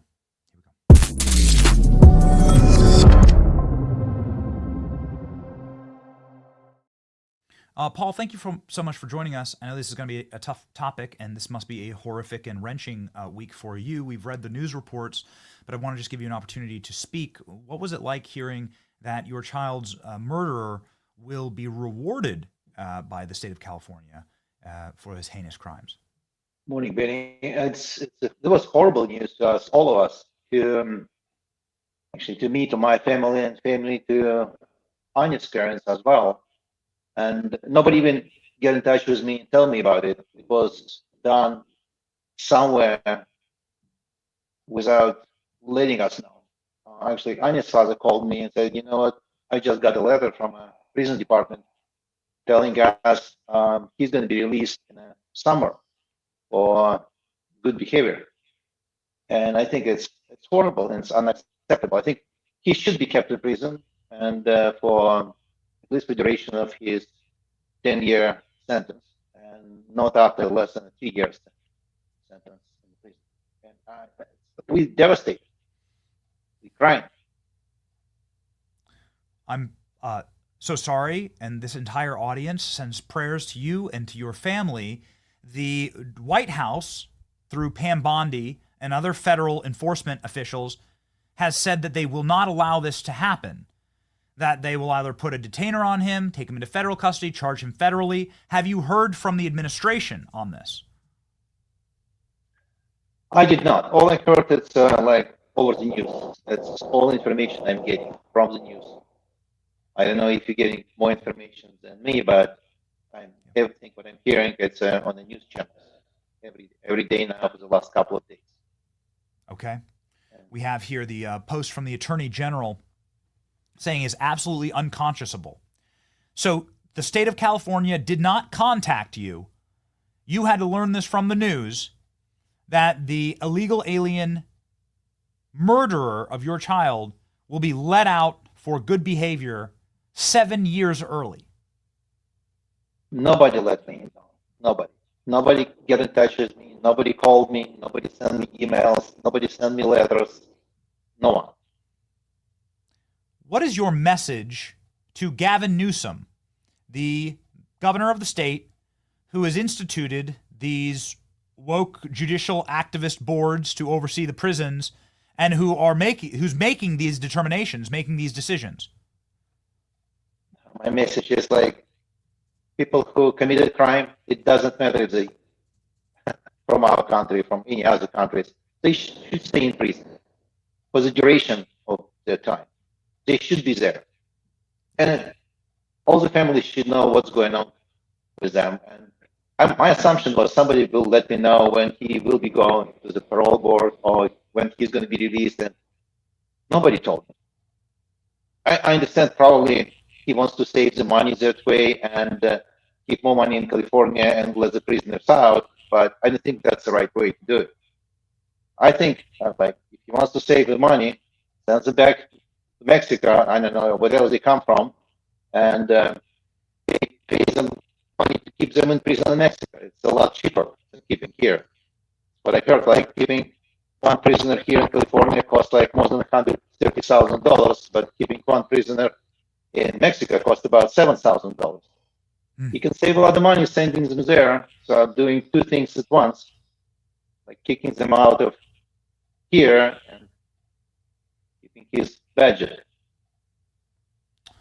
Paul, I have a final question for you, and that is your message to the president. What would you like to see the White House and the administration do? They're clearly monitoring this situation. What is your message to them? I think all the illegal aliens and criminals, actually, illegal criminals and aliens should be kicked out of the country. And they should not be staying here. They, not in our prison, they should not be here at all. Yes, we totally agree with you. Our prayers are with you, Paul. We are heartbroken for you. There's nothing more that we can do than to help to make people see this story and to understand the horrors of it and how unfair and cruel it is to you. And our prayers are with you. Godspeed, Paul. Thank you, Benny. Thank you very much.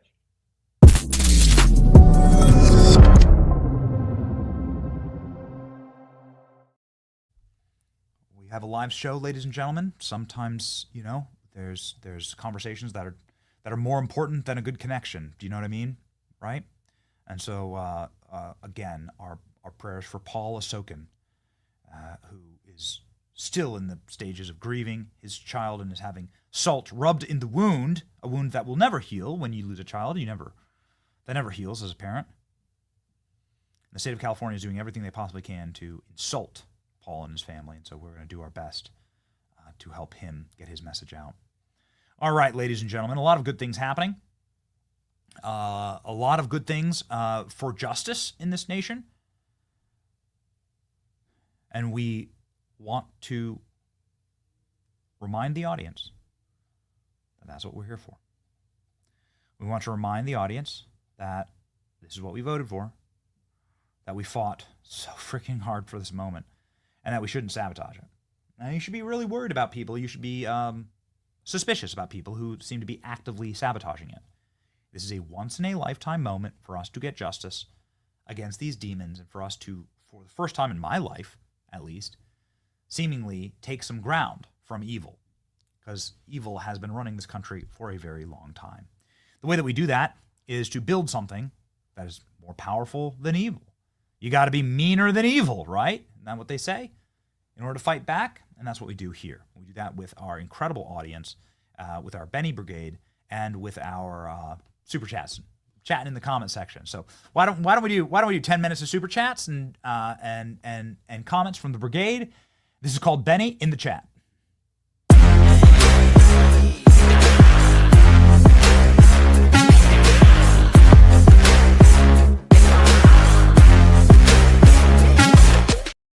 Patrice Harrell. These are the brigade questions. Then we'll go to super chats.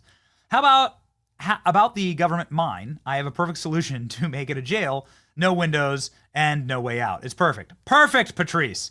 This is where we can send all the Democrat judges who were just arrested, and this is where we can send Paul's children's murderer, for instance. It's a great idea. We can make the Iron Mountain the jail. There it is. This would be a perfect jail, right? You would not be able to tunnel out of this one. That's a great idea.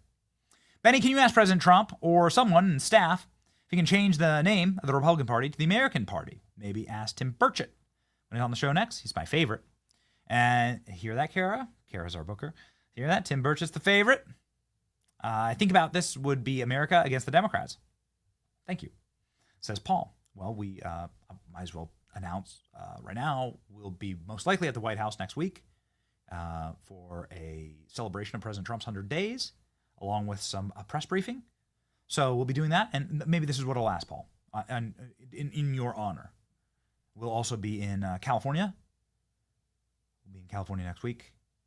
Adam Carolla's show. We'll be going on Adam Carolla's show live, and then we'll be doing a bunch of special projects, and then we'll be doing CPAC speech live in the Beverly Hills CPAC. So that'll be next week. So just expect next week there's going to be some changing of the schedule a little bit. We try our very hardest. We'll try our very hardest to lock in, but we'll let you know. Okay, here we go. Can you please investigate the corruption in the Texas House government? Says Corey. I don't understand what's going on in Texas. The Texas Republicans are woker than the Democrats in Washington. I don't understand. The Texas sends us Jasmine Crockett and Al Green, for instance. What the hell is going on with Texas? Texas loves Trump, but they haven't gone full MAGA. They're still like the curse of the Bush family in Texas, the cucked out Republicans. And so, yeah, I would really love to investigate. Here's the best that we've done so far, Corey, is Ken Paxton is a dear friend of the show. He was on our show immediately after he announced. We were the first podcast and streamers that he hopped on and did the show. And so we will fight for Texas, right? We will fight for Texas. Super chats, let's go. Here we go. Good morning, Betting Brigade. Today is a day to bring down the crooked judges. I've updated my profile. Lady Trucker, there you go. Lady Trucker, thank you. Here we go. Grenadine. Geraldine. Thank you for everything you do, Benny. You do make me laugh with your old people jokes and trans jokes. You can thank Jerry for a lot of these memes. You know, we never got to play the James O'Keefe meme. That way, I had it pulled. James had a heart out. We didn't get to play the James O'Keefe memes. Okay, it's in the closer. All right. Well, these are generally. But if you're looking for somebody who's definitely cross-dressing here. I think we got James O'Keefe in the closer meme. We'll play that. So Valito, I feel generous today. I want consequences. Yesterday, hopefully medieval consequences. Well, you definitely liked the John Rich interview. That's for sure. What an unbelievable interview. Carol says, where are all the no arrest comments? Nothing will happen. FAFO. Last laugh MAGA. That's exactly right. That's how I feel today. Charge all affiliates, says intellectual iconoclasm. These groups with RICO and high seduction and high treason. I mean, well, high seduction probably is what Diddy was doing. Dillard, farm for Trump. Good morning, Benny. Thank God for President Trump and his wonderful cabinet. God bless them and protect them. MAGA forever. That's right, MAGA forever. They love Charlie. They love Charlie. We love Charlie. We love you back, Charlie. Good morning. Happy Friday. Y'all, let's see.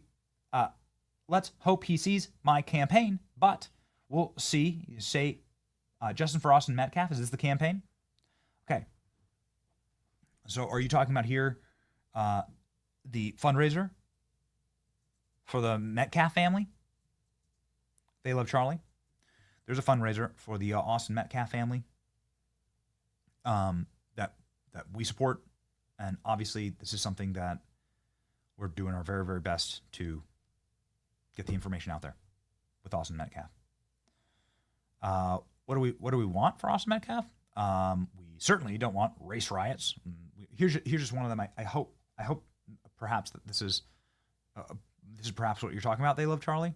We'll put up the GoFundMe. Can we please make sure it's the official GoFundMe? Can we just have a producer check on that? It's from his father. Yeah. Okay. Well, here we go. All right. Here's the Austin Metcalf honoring help his family heal. Okay. Here's what we want here. We don't want race riots. We don't want anybody to burn anything down or do anything horrible. We want Carmelo Anthony, the person who committed murder in cold blood of an unarmed teenager, to spend the rest of his life in prison. And that's justice. That's justice. That's the system. All right. We would also like the federal government to look at this as a hate crime and to see if we would like a thorough investigation as to whether this is a hate crime. That's what we're asking for. But thank you, They Love Charlie, for being a regular commenter in the chat. Andrew Hessig says, I know this was a little back, but look at how smug the judge's wife looks. The attitude, the radical left. You can't touch this attitude. We get a photo of that judge's wife who was getting arrested. It's great. There's like this great arrest photo where she's in handcuffs. She's in handcuffs behind her back. Real handcuffs, not the AOC fake handcuffs. Get me that. We'll put it on screen for Andrew Hessing. Andrew Hessing right now. Thank you. That judge's wife. There it is. Yeah, oh, perfect. That's exactly the one that he's talking about. Pop that up. This one's for you. Oh, we do? Oh, good. Okay, so we'll do a twofer here. This is the smug wife, like can't believe that she's being arrested. And then we have the judge in Wisconsin, Dugan. We finally have the clip of her coming out of the courthouse. Is she in handcuffs? Let's check. Judge, anything to say about this? Uh-oh. Dun, dun, dun, dun. Give me this chat trombone. Give me that trombone.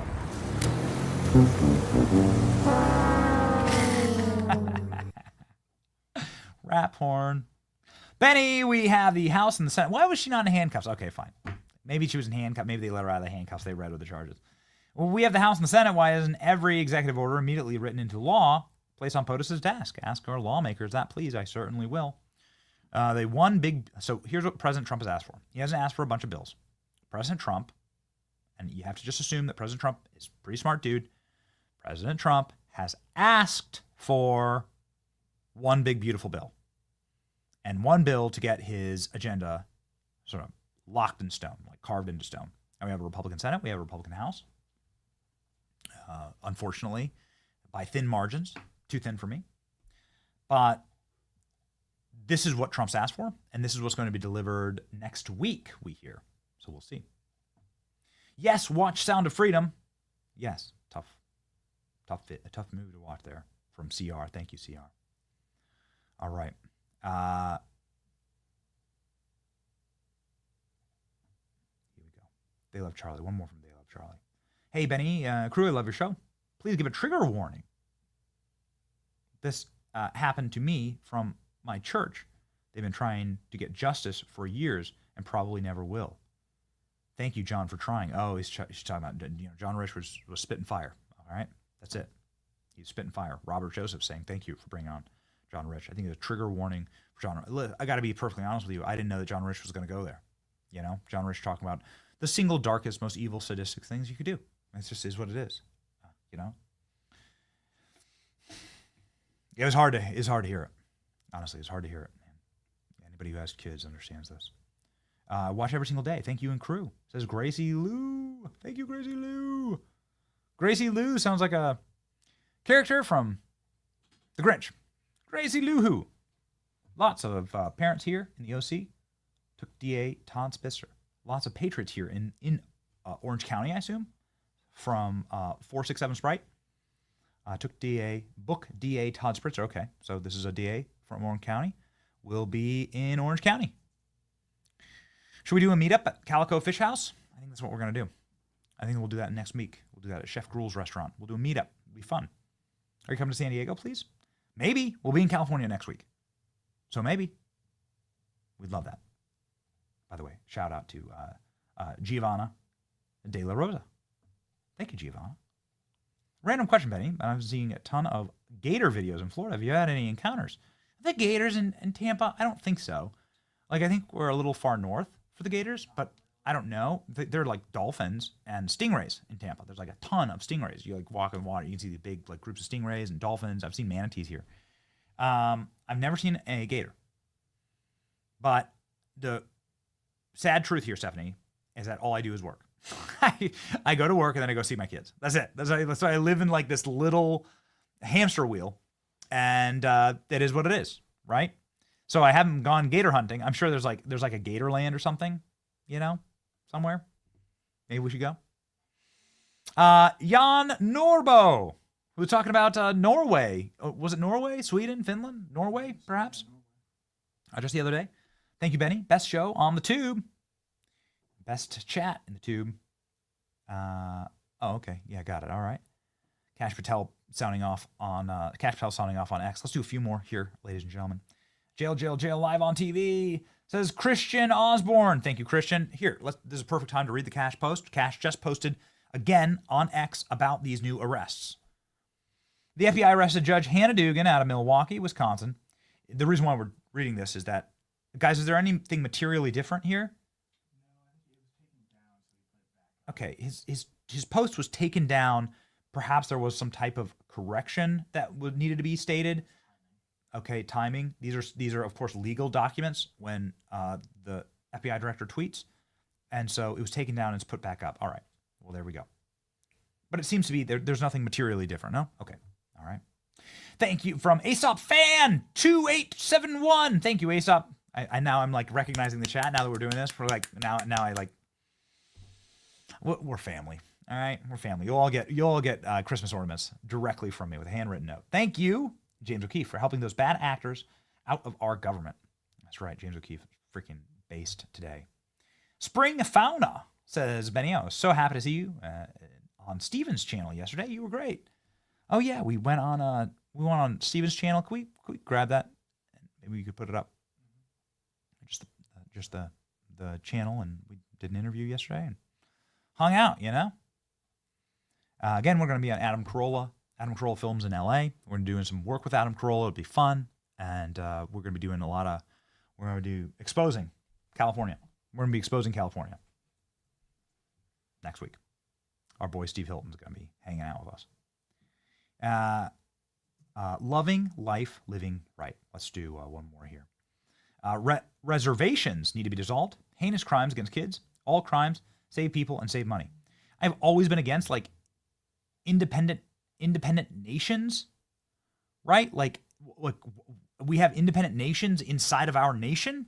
No, it's like there's an entire Teddy Roosevelt speech about the hyphenated American, how that doesn't exist. You're either an American or you're not.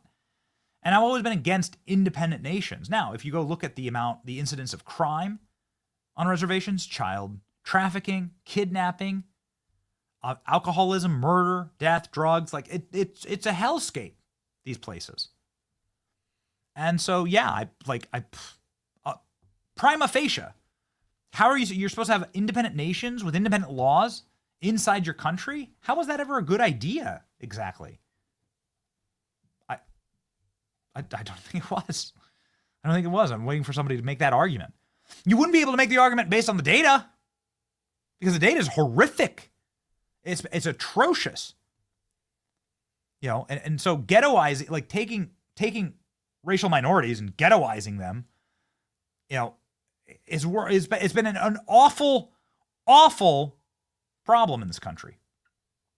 There is no good data out of any of that. So yeah, I think you're totally right.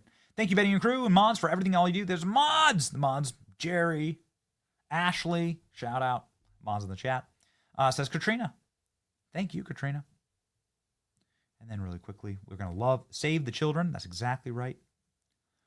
And go to Hillsborough State Park for Gatorade sightings.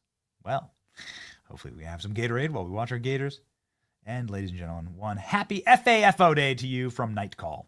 All right. Thank you all. Here's our verse of the day from John 16:33. Love it. I'm reading John right now. I have told you these things so that in me you may have peace. In this world you will have trouble, but take heart. I have overcome the world. That's exactly right.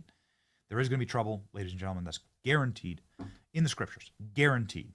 You're going to, come up against it. Just have your peace in God, and you'll be able to fight it all. And we're fighting evil on this show, and we're doing it with you. And we just want to say thank you. We will be back next week, and I'm just warning everyone right now. There's going to be big travel next week, right? The White House, a bunch of stuff in California. We will be live, but some days it may be different, and we'll be doing our very, very best. Okay, duty calls. It's your boy Benny. Thank you for marching with us on to victory. Have a great weekend in this, the greatest country on earth. See ya. Hi. Hi. And you are Gina? Gina. Hey, what's up? Nothing. Look, I'm going to be real honest with you. It's been a long time since I've been with a man. Looking to get back up on that pogo stick. You know what I'm saying? What do you think you're doing? Excuse me? Stand right there. You look like you're sweating. Well, it's hot. Or you've been running. Why would I be running? Because you're a part of it. Pier 9, runners heading south.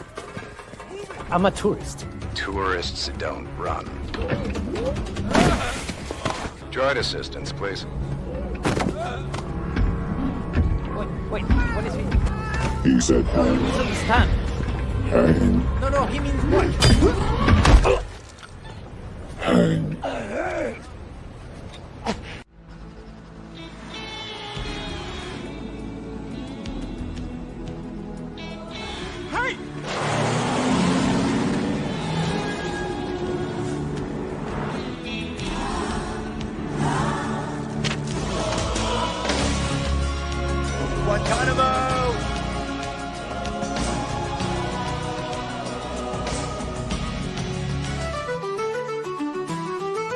The biggest ships in the sea, all owned by the oldest kings, and their dying legacy, media deal weeds.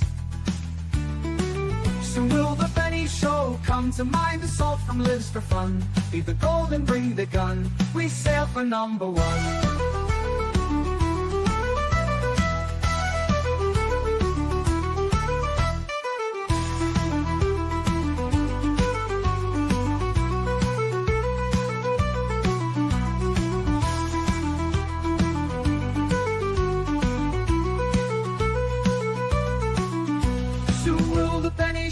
Come to to mine the salt from lids for fun. Leave the gold and bring the gun. We sail for #1. The biggest ships in the sea, all owned by the oldest king.